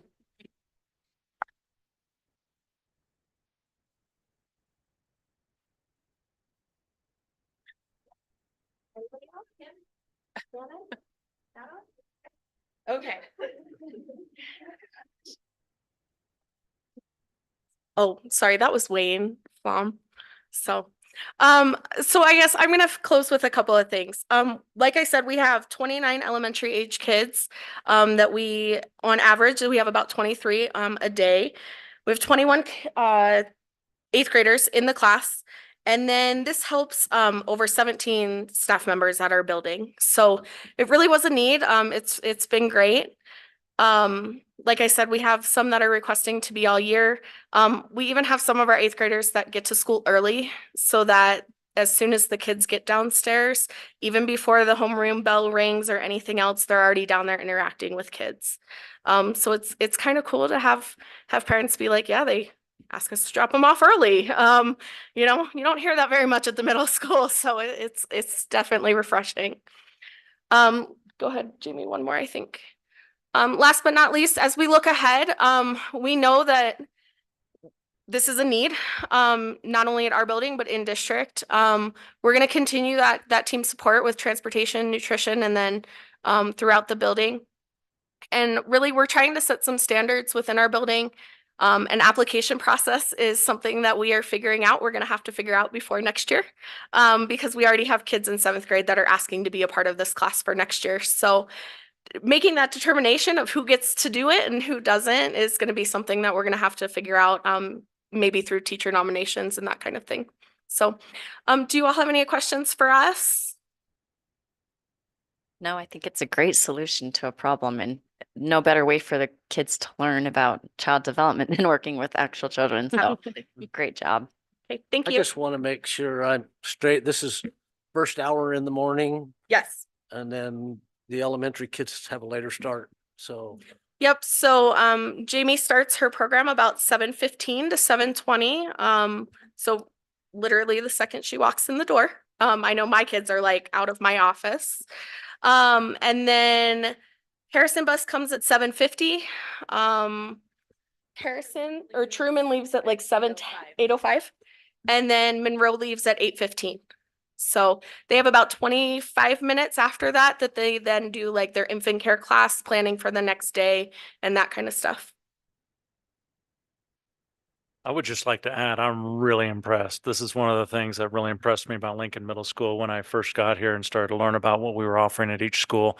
What a great solution to a challenge that's needed by a lot of parents. And we have a lot of parents who are teaching and paraprofessionals and everything else in our schools, and they need daycare solutions for that 7 to 8:30 timeframe. And what a great innovative collaborative with the transportation and everybody involved, making sure you have a safe, fun program and the middle school students get to learn as well. I mean, it's just great all around. I'm really impressed. So thanks for doing it. Thanks for sharing. Yep. Thank you.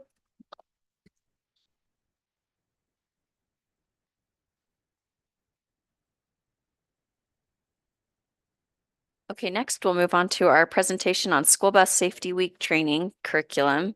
Rachel Todd.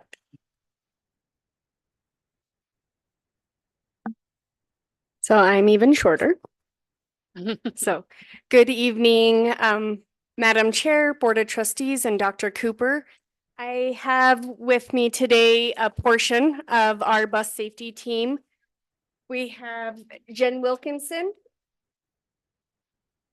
Charity Williams, Kevin Jelinas, Bridget Burston, Emily Vanderleen, Sandy Lee, Sandra Sullivan, and Maxine Yeager.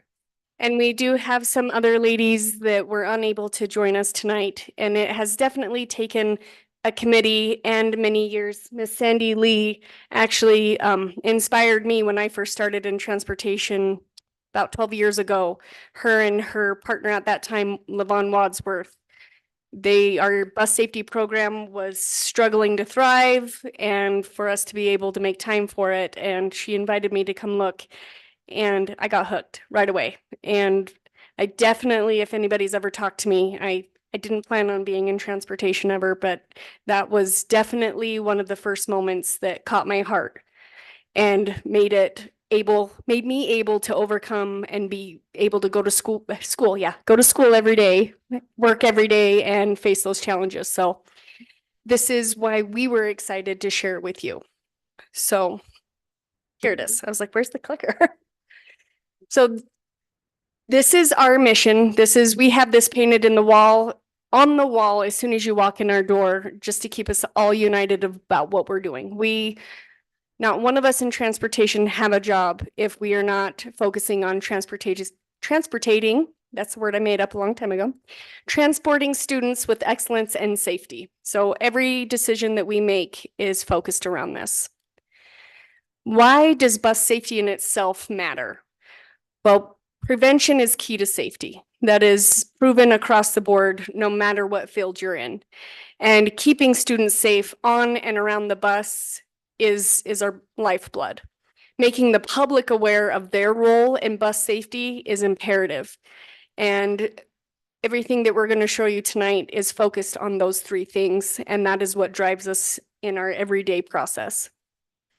So here's some pretty scary statistics. These slides are actually a couple years old, but our wonderful Jen has fact checked. And she actually showed me a new article that came out. And fortunately, there is a national push to educate the public on school bus safety and their role in around. And we are starting to see a little minuscule improvement, but these slides are still true today. And in Green River, we have a historical appearance of greatness, right? Green River is excellence from kindergarten all the way up to graduation, and we have returning teachers like we've seen today. We keep each other safe and we take care of each other. And we want to make sure that Green River doesn't have one of these statistics. I know it's a personal goal of mine to be able to retire in many years from now and to say none of this ever happened on my watch. So these are the programs and platforms that our bus safety program functions in, not just Bus Safety Week. Next week is National Bus Safety Week, and it is 1 week long, but it's also morphed into National School Bus Safety Month. And here in Green River, it's school bus safety every day. So we take every opportunity we can to push that culture. And we are meeting strategic plan 1, 2, and 3. We are making sure that we are addressing students' health and safety by making sure, and their education, by making sure that they are aware their roles in safety. These are the opportunities we take. We started 2 years ago with community days. We do behavior, we coordinate. So SP3, we collaborate and communicate with all of the schools, and with behavior expectation days, we make sure that we have a full appearance. This year, we've collaborated with all of our schools on full school bus evacuations, not just on our routes. We are going to be completing this goal on Monday with high school, which we are very excited about. Simplot Days, again, 2 years running, we've been participating in Simplot Days, which is phenomenal. We get 5th graders and we are able to get them to really digest the importance of what we're doing. Fire Prevention Week, last year we started collaborating with the fire department. With their changeover of fire chief, there's been a lag. So unfortunately, this year we don't have the collaboration that we were hopeful for, but the conversations have already been started for next year. National School Bus Safety Week. This year, we were very excited to pilot, and this again is Jen's brainchild of the junior bus captain. And you'll see in a further slide how we're implementing it. Touch a Truck community events. Those go on from trunk or treats, like last weekend, CDC. We try to keep our ear to the ground. This is why it takes a committee, so that we can find out what's going on. And then this year, to make sure that we were broadening our communication, we've had a Facebook group that was private so that we had better communication in-house, but we started bravely a public Facebook group that we have been trying to get the positive message out. And even to encourage the community, we see that you are taking it serious.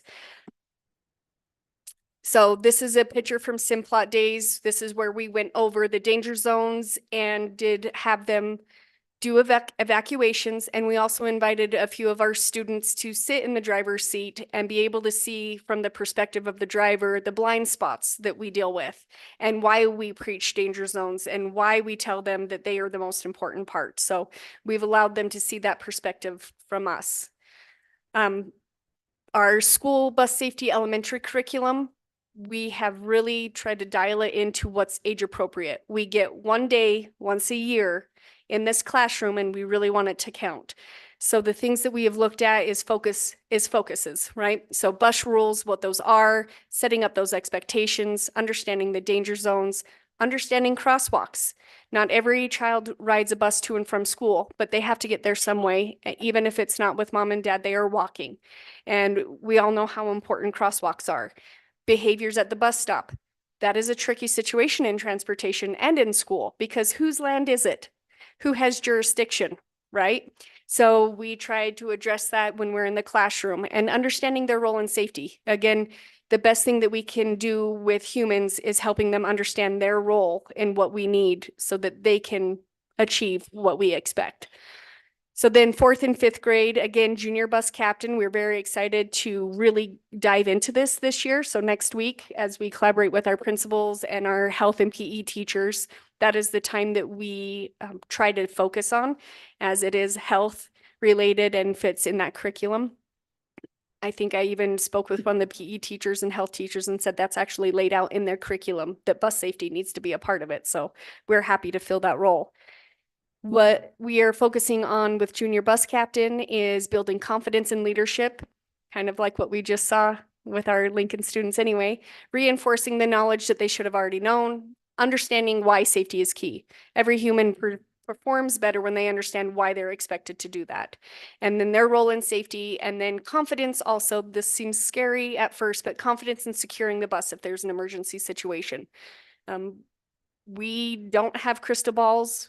Drivers are certified, they are DOT certified, but if something unimaginable happened, we would like our students to be able to safely get control of the bus and communicate. So these are just some slides from our elementary.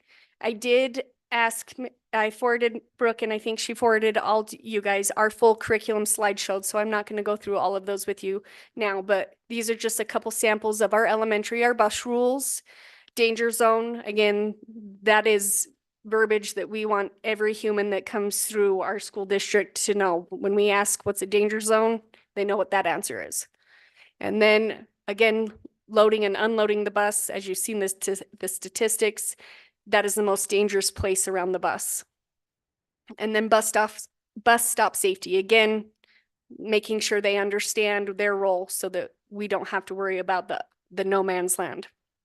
So our middle school curriculum, we approach it a little differently. We gather them all in the auditorium and we try to have a back and forth conversation, get them involved in what that conversation is. So we include them in that. Our hope is that they have a deeper understanding, the why again, at another level, and we give them real world examples of why their safety matters. I mean, some people would call it scare tactics. We prefer to show them the reality of what their choices could be if they don't take themselves serious. Our biggest hazard in this town, let's just be honest, are the deer that run out. And we are running those buses at the worst time of day for those deer, right? So, and that is often what we use as examples for our students is what if a deer runs out? And they're like, oh, okay. Preparing for over the road trips at middle school, they're starting to go over the road, go to activities. And again, their responsibility in that. And it's some time for accountability. They've been taught, hopefully if they've started in our school district, they already know. So this is one of our slides, how we start the conversation. This is where we all know that as a parent myself, when my child tells me, you know, mom, you shouldn't be doing that. That's a little bit more impactful than anything. So encouraging our students to help their parents understand what's going on, because as humans, we all have that tunnel vision and forget the bigger picture. So I know for me, having my child remind me of what's appropriate is an eye opener. And then this is a video. We won't play the whole thing, but we're going to just give you a little bit. This is one of the videos that we show during Lincoln and give them the opportunity to see the different ways a human body is impacted by impact. Which button? Oh, thank you.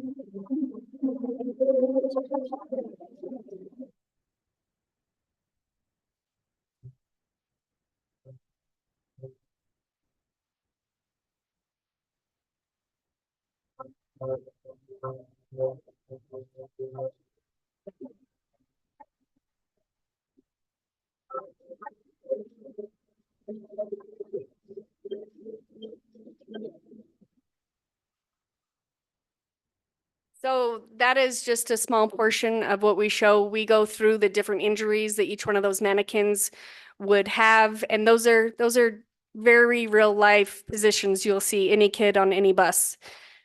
So we're just trying to open their eyes a little bit. So this year, I think we're still, as of today, we're still at 18 stop arm violations. This is one of the slides that was updated from what you guys received in your board books. It was 14 at that time. All 4 of the additional ones were actually the same driver, the same sport in high school. So that's something that we are hoping to help address.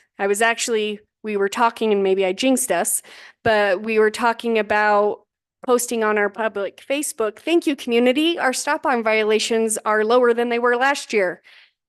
And then the last 2 weeks happened. So, but we do appreciate it. This is a quick video of, again, why public need to understand bus stop safety.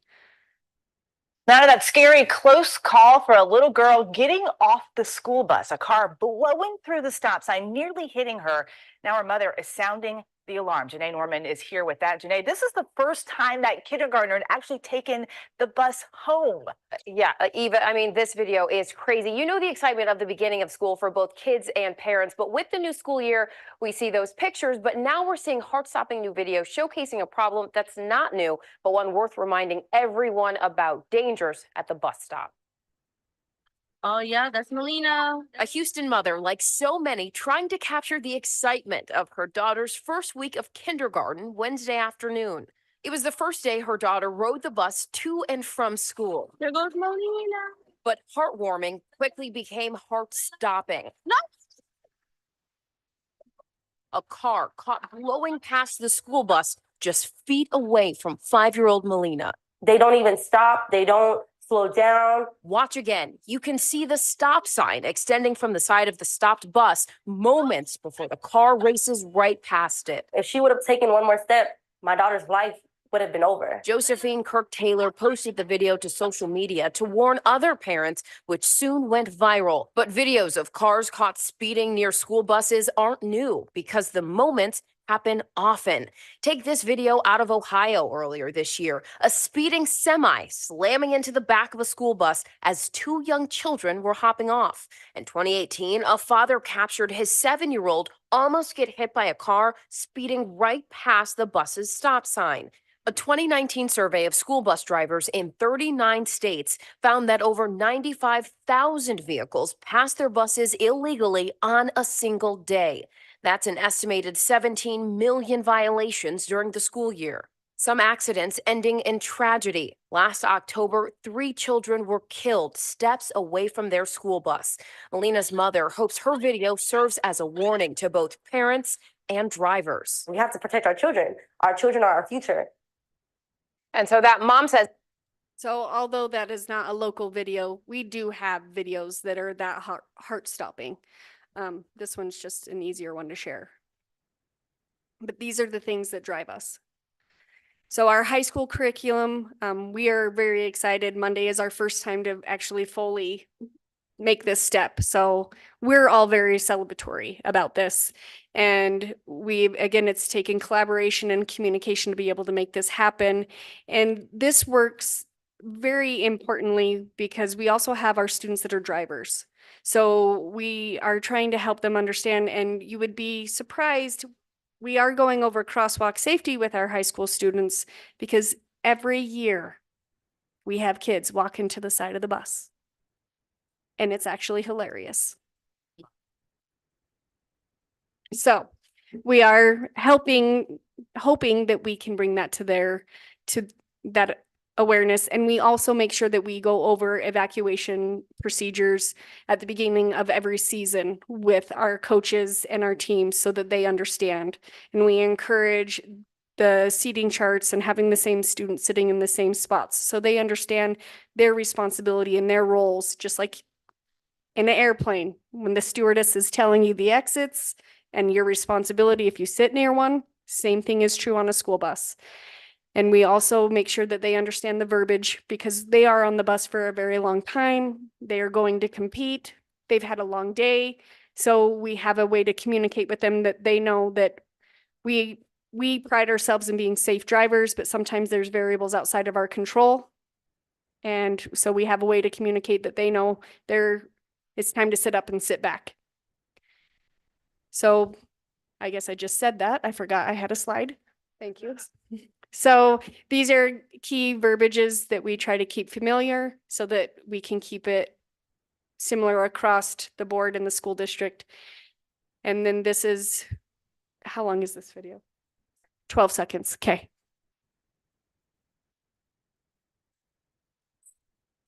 You gotta click on me. Holy. So working with the fire department last year opened their eyes. They did not realize how flammable buses were. So that was something that was really empowering for us in working with the fire department, is helping them to understand that they had never thought about how they would respond if a bus was on fire in our community. So we started that conversation, and you've seen our buses down over their training lot. And I think as a community, we've really opened our eyes to that. But this is our philosophy of bus safety. Protecting and teaching children takes a team. Our team involves our parents, teachers, administrators, bus drivers, bus aides, or bus teams, and most importantly, the children themselves. So just thank you for your time today. Thank you for supporting transportation and allowing us to put this extra effort in. We have seen huge improvement in our student behavior because of this as well. So thank you. Great. I'd like to, before you guys go, I just want to say thank you. I am so impressed with the level of concern and safety and all the training that everyone's involved with in your department, because I never have had any worry about our kids on the bus because I know how much goes into the work and the preparation you're doing. I really appreciate it. I got to ride with Bridget the other day, so thank you. I got to go ride along, and I had a great time on the bus and learned firsthand how serious they take it. The kids are so well trained when they're waiting for that bus stop. I looked at them like something was wrong. They were frozen like statues. They know not to move. These are elementary children. They know not to move until that stop sign comes out, the doors open, and then they get the signal. Then they march right to the bus. No messing around. You've got them all well trained and lots of good safety precautions. So thank you. Thanks for your work. Absolutely. Thank you.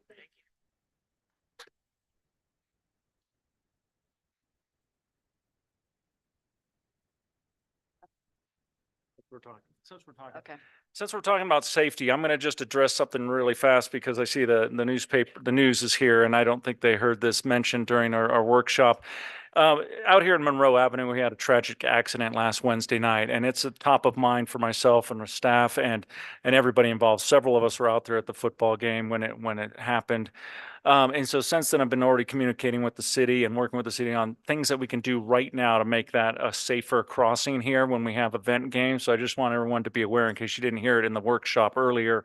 We're going to do some temporary things like crossing guards, some event signs flashing, maybe our 20-mile-an-hour signs flashing, things like that during, and some cones in the street, things that we can do quickly now, kind of a temporary fix. During the next 2 Friday Night Lights football games we have. Those are going to be big events. They're going to be well attended. Our football team's doing well, which is great. We're going to have a bigger turnout. It's going to be nighttime. There's going to be a lot of activity out there. We're also trying to channel everybody to the backside of Lincoln. The visiting teams, we sent maps to them and really emphasized please park in the Lincoln parking lot and walk straight into the Wolf Stadium. You do not need to park on this side, but there's still a lot of community over here that's going to walk to the game. So we want to be prepared for that. Long term, though, we're looking at grants and we're going to do something more substantial this summer for lighting and better crosswalk signs and whatnot out here to make this a safer crossing, just so everybody knows. Since we were talking about bus safety, I thought I should mention that real quick. So thank you. Thank you. Next, we have our request for approval for FFA construction project bid. Yeah, real quick, Doug Hamill's not able to make it here. He actually is a grandpa again today. So for the third time, congratulations, Doug. That just happened this morning, that exciting news. So he's off enjoying a new grandbaby. We presented these two bids that came forward on the FFA project to the facilities committee. Tom and Daniel, you were both there as well, so you could speak to this if you'd like to. I'll just give a quick overview. It's quite simple. One bid was half as much as the other bid, and they also happen to be local, so that helps too, as well as far as communication, collaboration, and speed with this project, the speed of the schedule for implementation. One thing that will stall us regardless of which project or which bid we go with is the wait time to order the metal structure. It takes time, some 14 weeks to get those in. But we're hopeful the foundation can get in here quickly before the ground freezes and we can move forward with this project as far as we can while we're waiting for the metal steel building to come in, and then we'll attach that to the foundation and then put in the heaters and everything else much later. So the recommendation to the board is the Madison construction bid for $165,750. Great, thank you. Can I clarify one thing on that? Is that Madison Construction or Madsen? Oh, I'm not familiar with I think it's the, Madsen, is isn't it it? Madsen? I think it's M-A-D-S-E-N? Madsen. Okay, Thing. we can make that correction. Okay. Yeah. Okay. Thank you. Can I get a motion to approve this contract in the amount of $165,750? Okay, thank you. So moved. Moved by Tom, Second. second by Tate. Any discussion? All in favor? Aye. Any opposed? Motion carries. Thank you. Next, we have 9.01, consider approval for general fund amendment 2024-25. Katie Harder. Good evening, Madam Chair Castilian, Superintendent Dr. Cooper, and Board of Trustees. After going through the state reports and the audit recently, there were some adjustments, some adjustments that were made. And so this is amending the budget and the actual for the fiscal year 2025. So with that, I ask for your approval of the general fund and special revenue amendments. Can I get a motion to approve? So moved. Moved by Mandy, Second. second by Dan. Any discussion? All in favor? Aye. Aye. Any opposed? Motion carries. Thank you. Thank you. Oh, and was that the separate? I have also the approval for special revenue. Oh, okay. So then I need a motion to approve the special revenue fund amendment 2024-25. So moved. Moved by Tate, Second. second by Tom. Any discussion? All in favor? Aye. Aye. Any opposed? Motion carries. Thank you. Okay, next we have approval of revised discretionary funds application process. This we tabled last meeting, and then during our workshop, we had a good discussion on that. I'd like to make a motion that we approve the Sweetwater County School District Number 2 Board Discretionary Funds application with the following changes. On number 7, it should read, is this event a national qualifying event as outlined by the activities office? Over to funding request breakdown. We're going to modify that to say students are eligible for up to $175 per person, up to 10 participants plus 1 sponsor.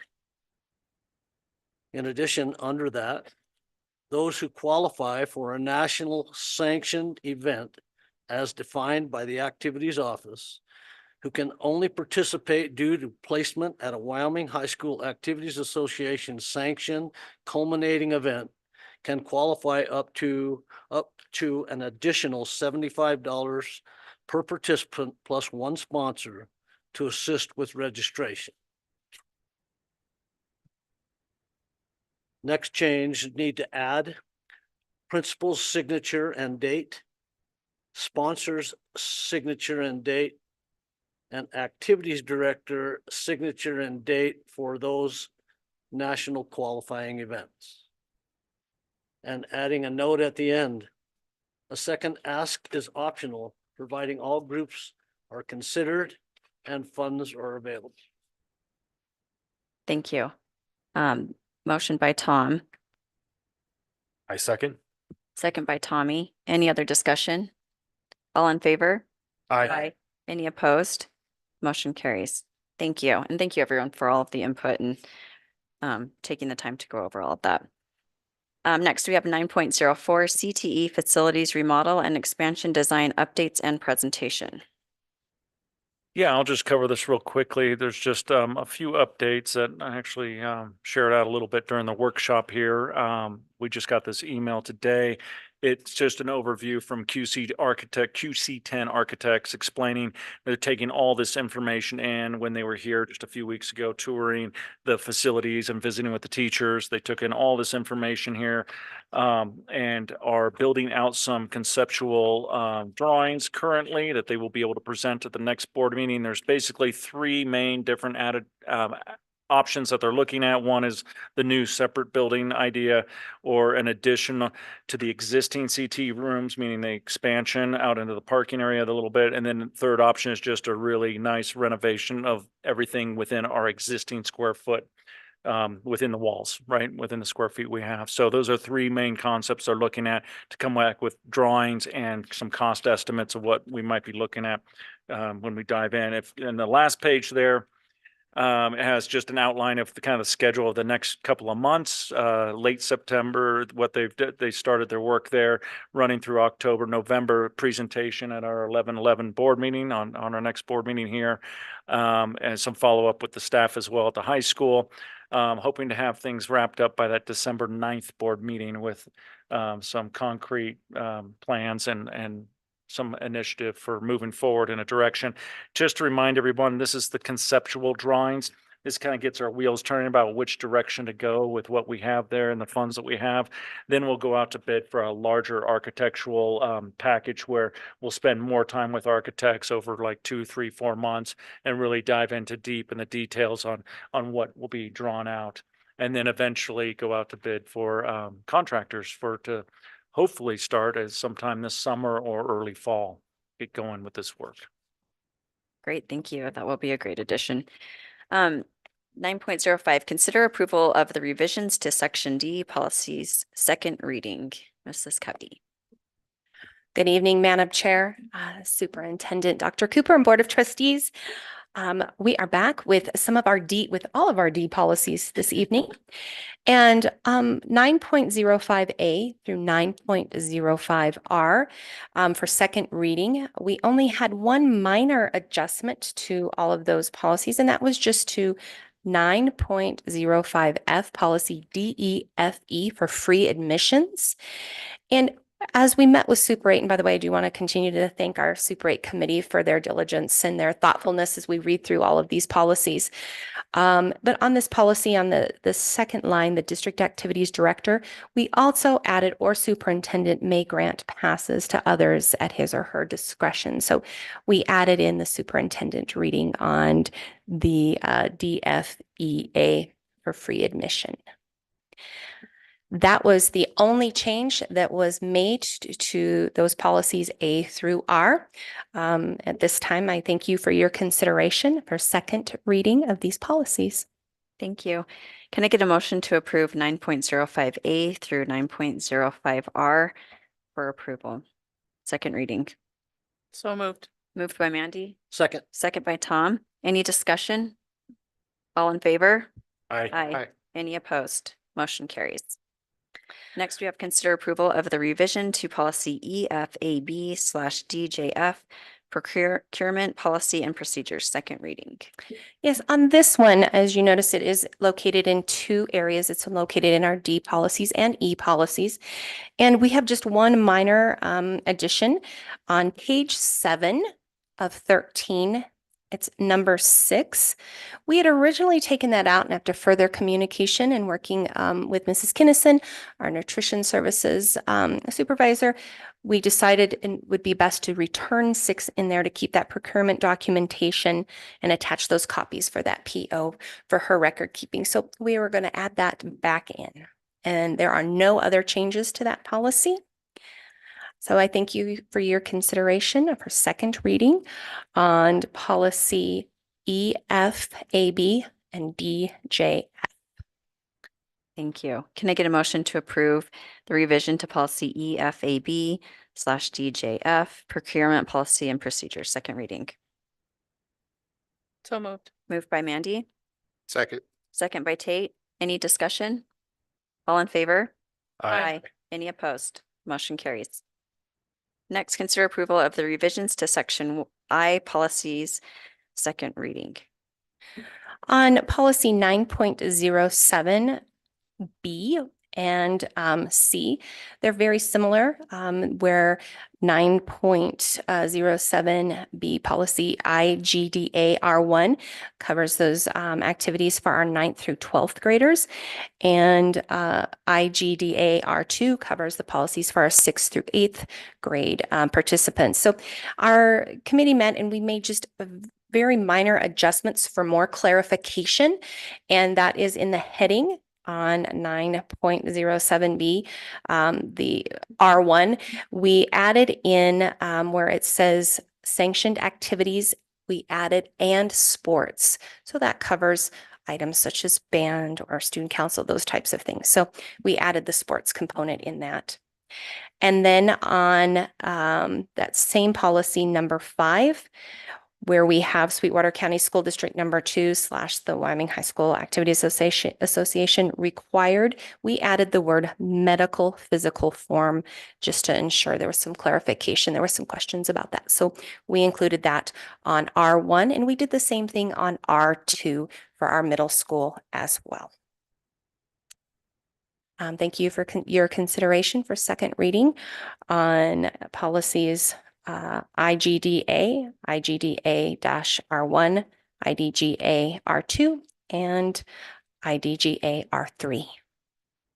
Thank you. Can I get a motion? We'll do these in a block to consider approval for 9.07A through 9.07D. So moved. Moved by Michelle, Second. second by Tom. Any discussion? All in favor? Aye. Aye. Any opposed? Motion carries. Next, we have new policy DA, fiscal management and goals, second reading.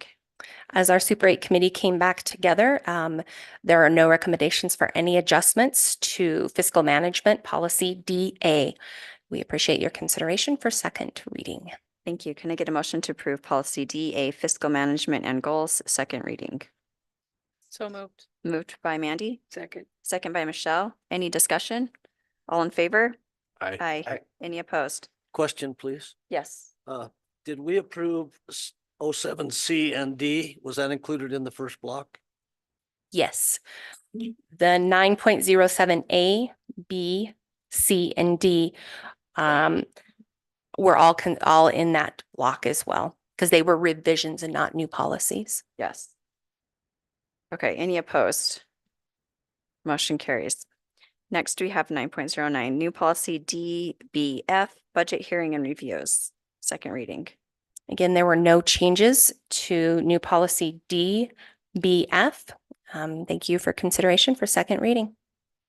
Thank you. Can I get a motion to approve DBF, budget hearing and reviews? So moved. Moved by Tom, Second. second by Michelle. Any discussion?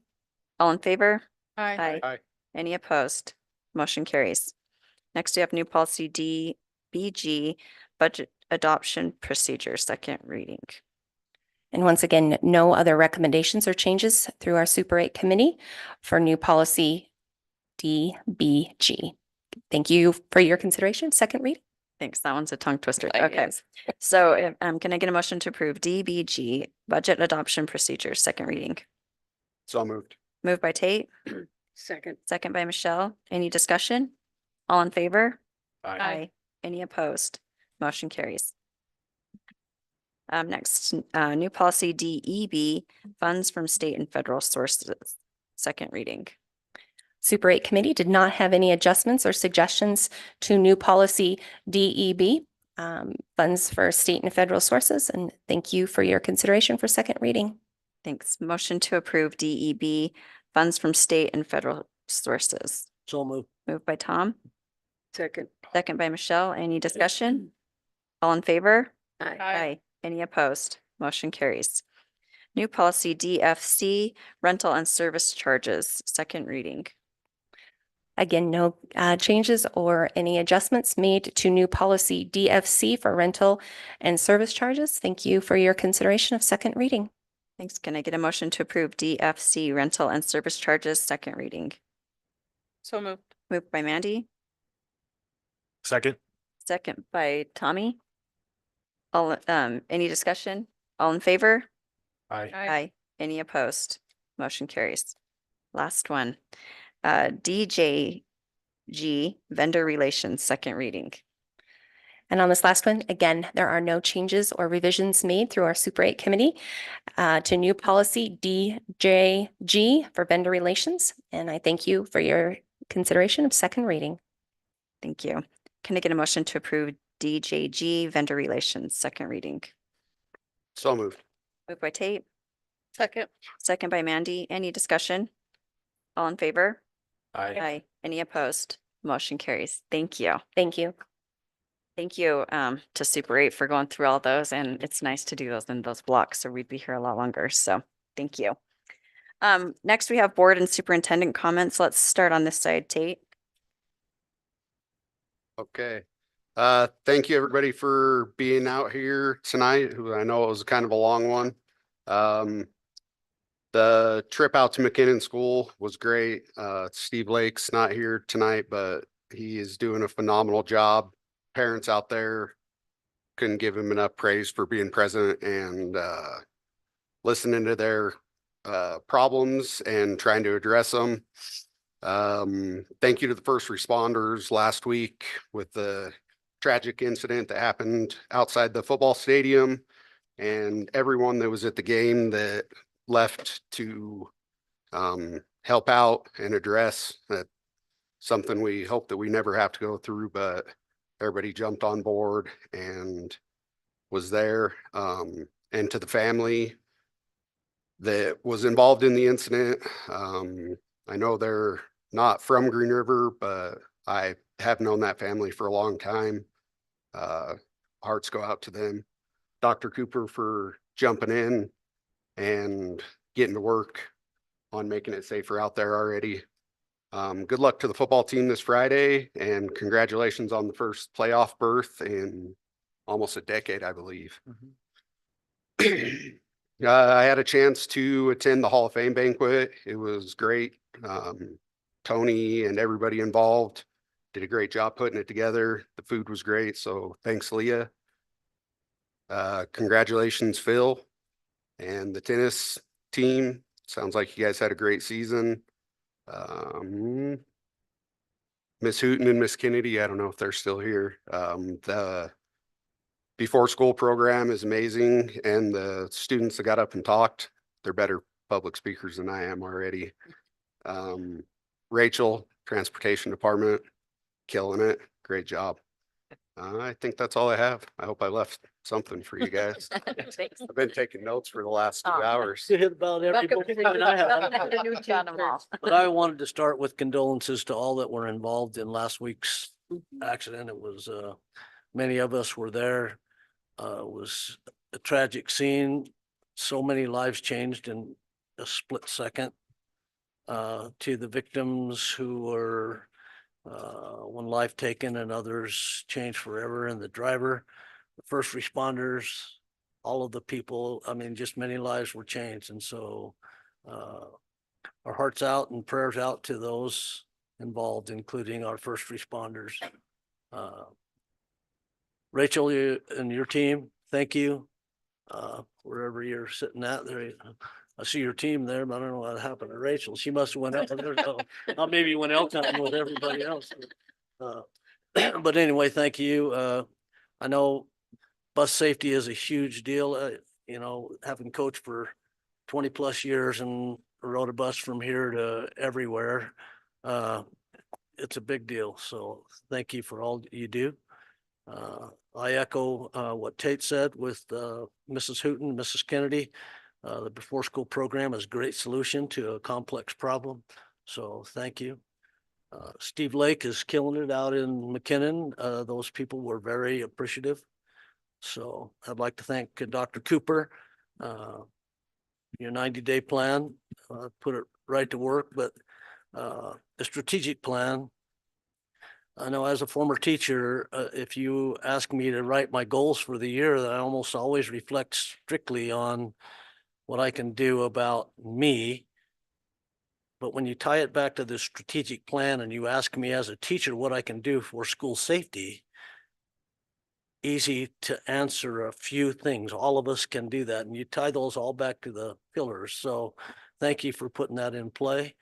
And our fall sports, off to a great start. Our volleyball team's doing great, all of our fall sports, but Lane Christensen got the program headed in the right direction. We've got a big game coming up this Friday. But super hats off to Philip Harder. It's not just about the kids. The kids are there for a reason. And that reason is you.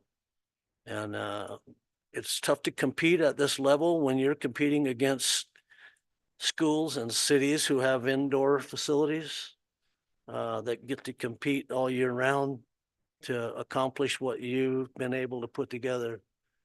So a much deserved coach of the year. So that's about all I have.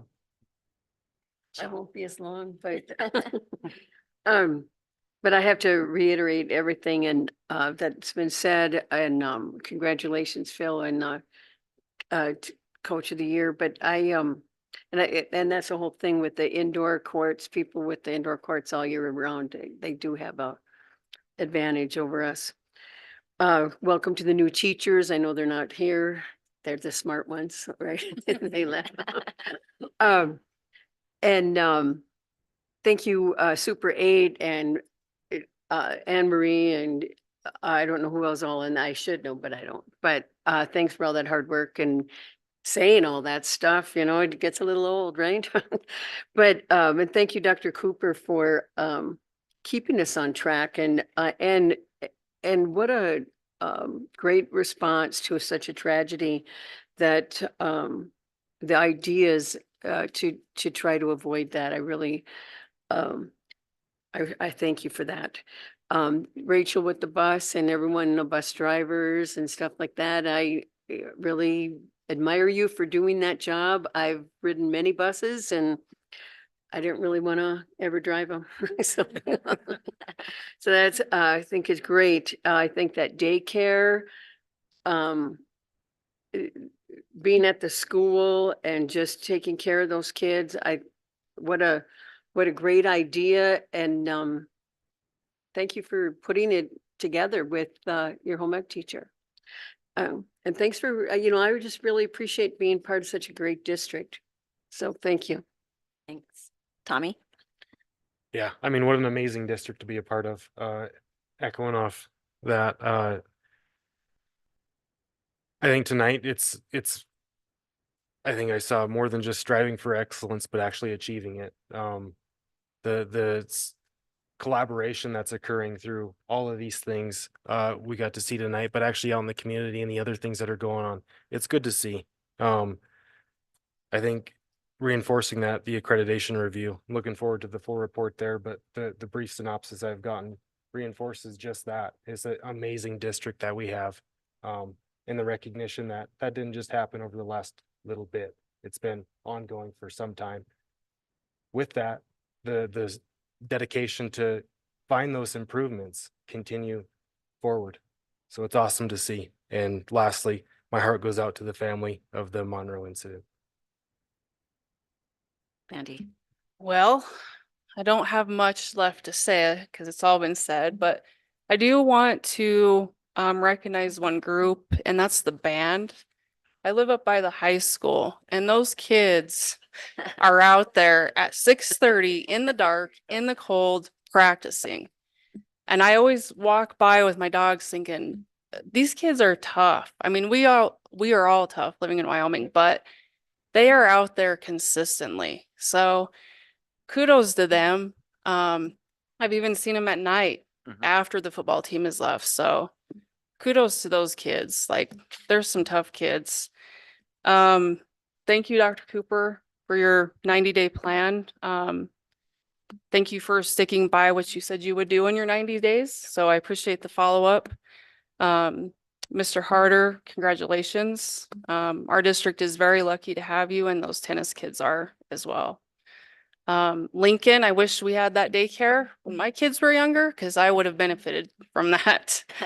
So what a great way to find a solution that parents so much struggle with is daycare. So other than that, Thanksgiving is coming up and quickly, so final push to a couple of our breaks.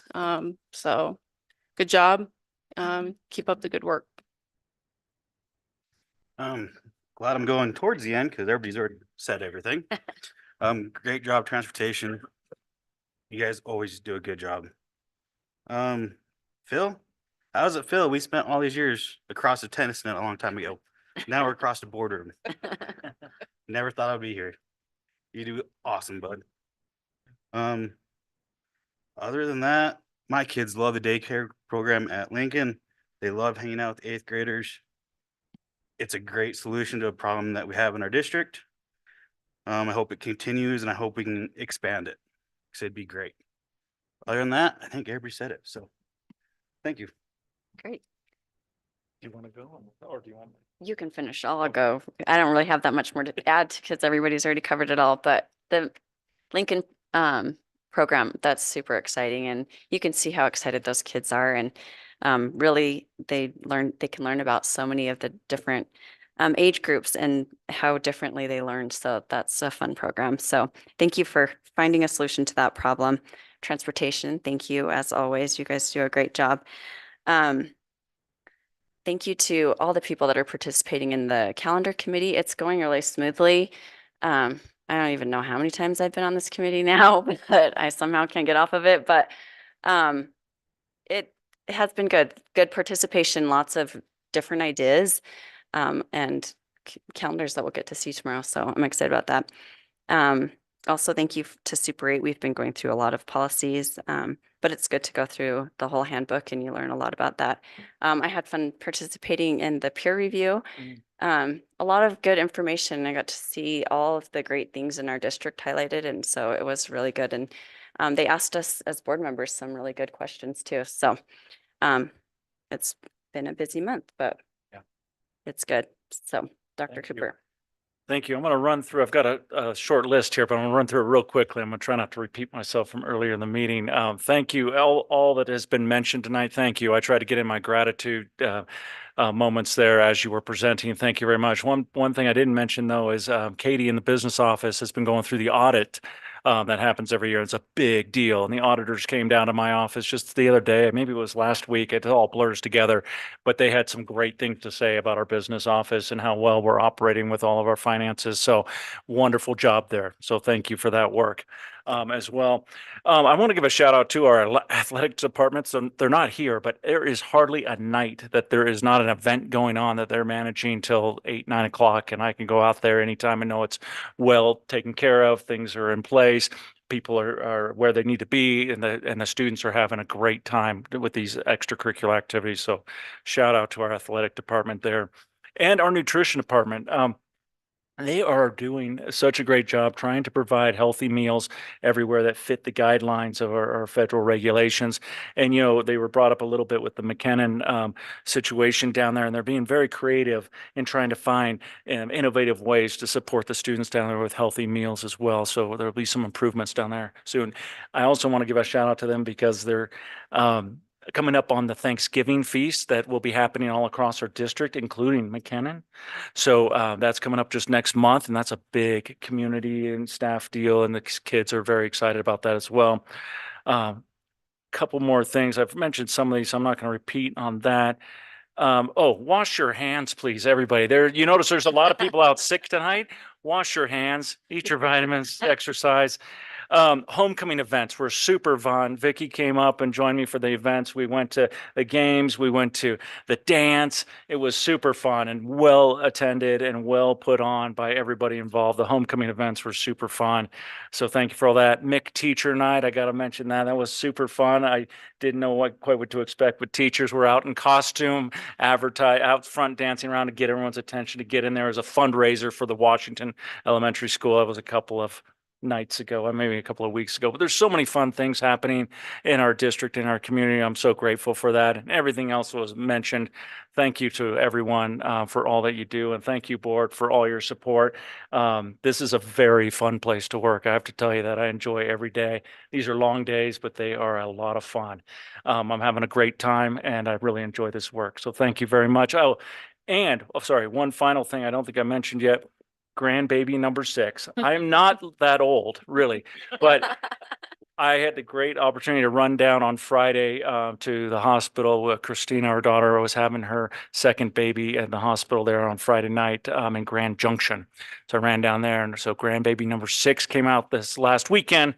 So that was super fun to be there for all of that. So good times. So anyhow, thank you all. Congratulations. Yep, congratulations. Thank you. And with that, we will adjourn our meeting.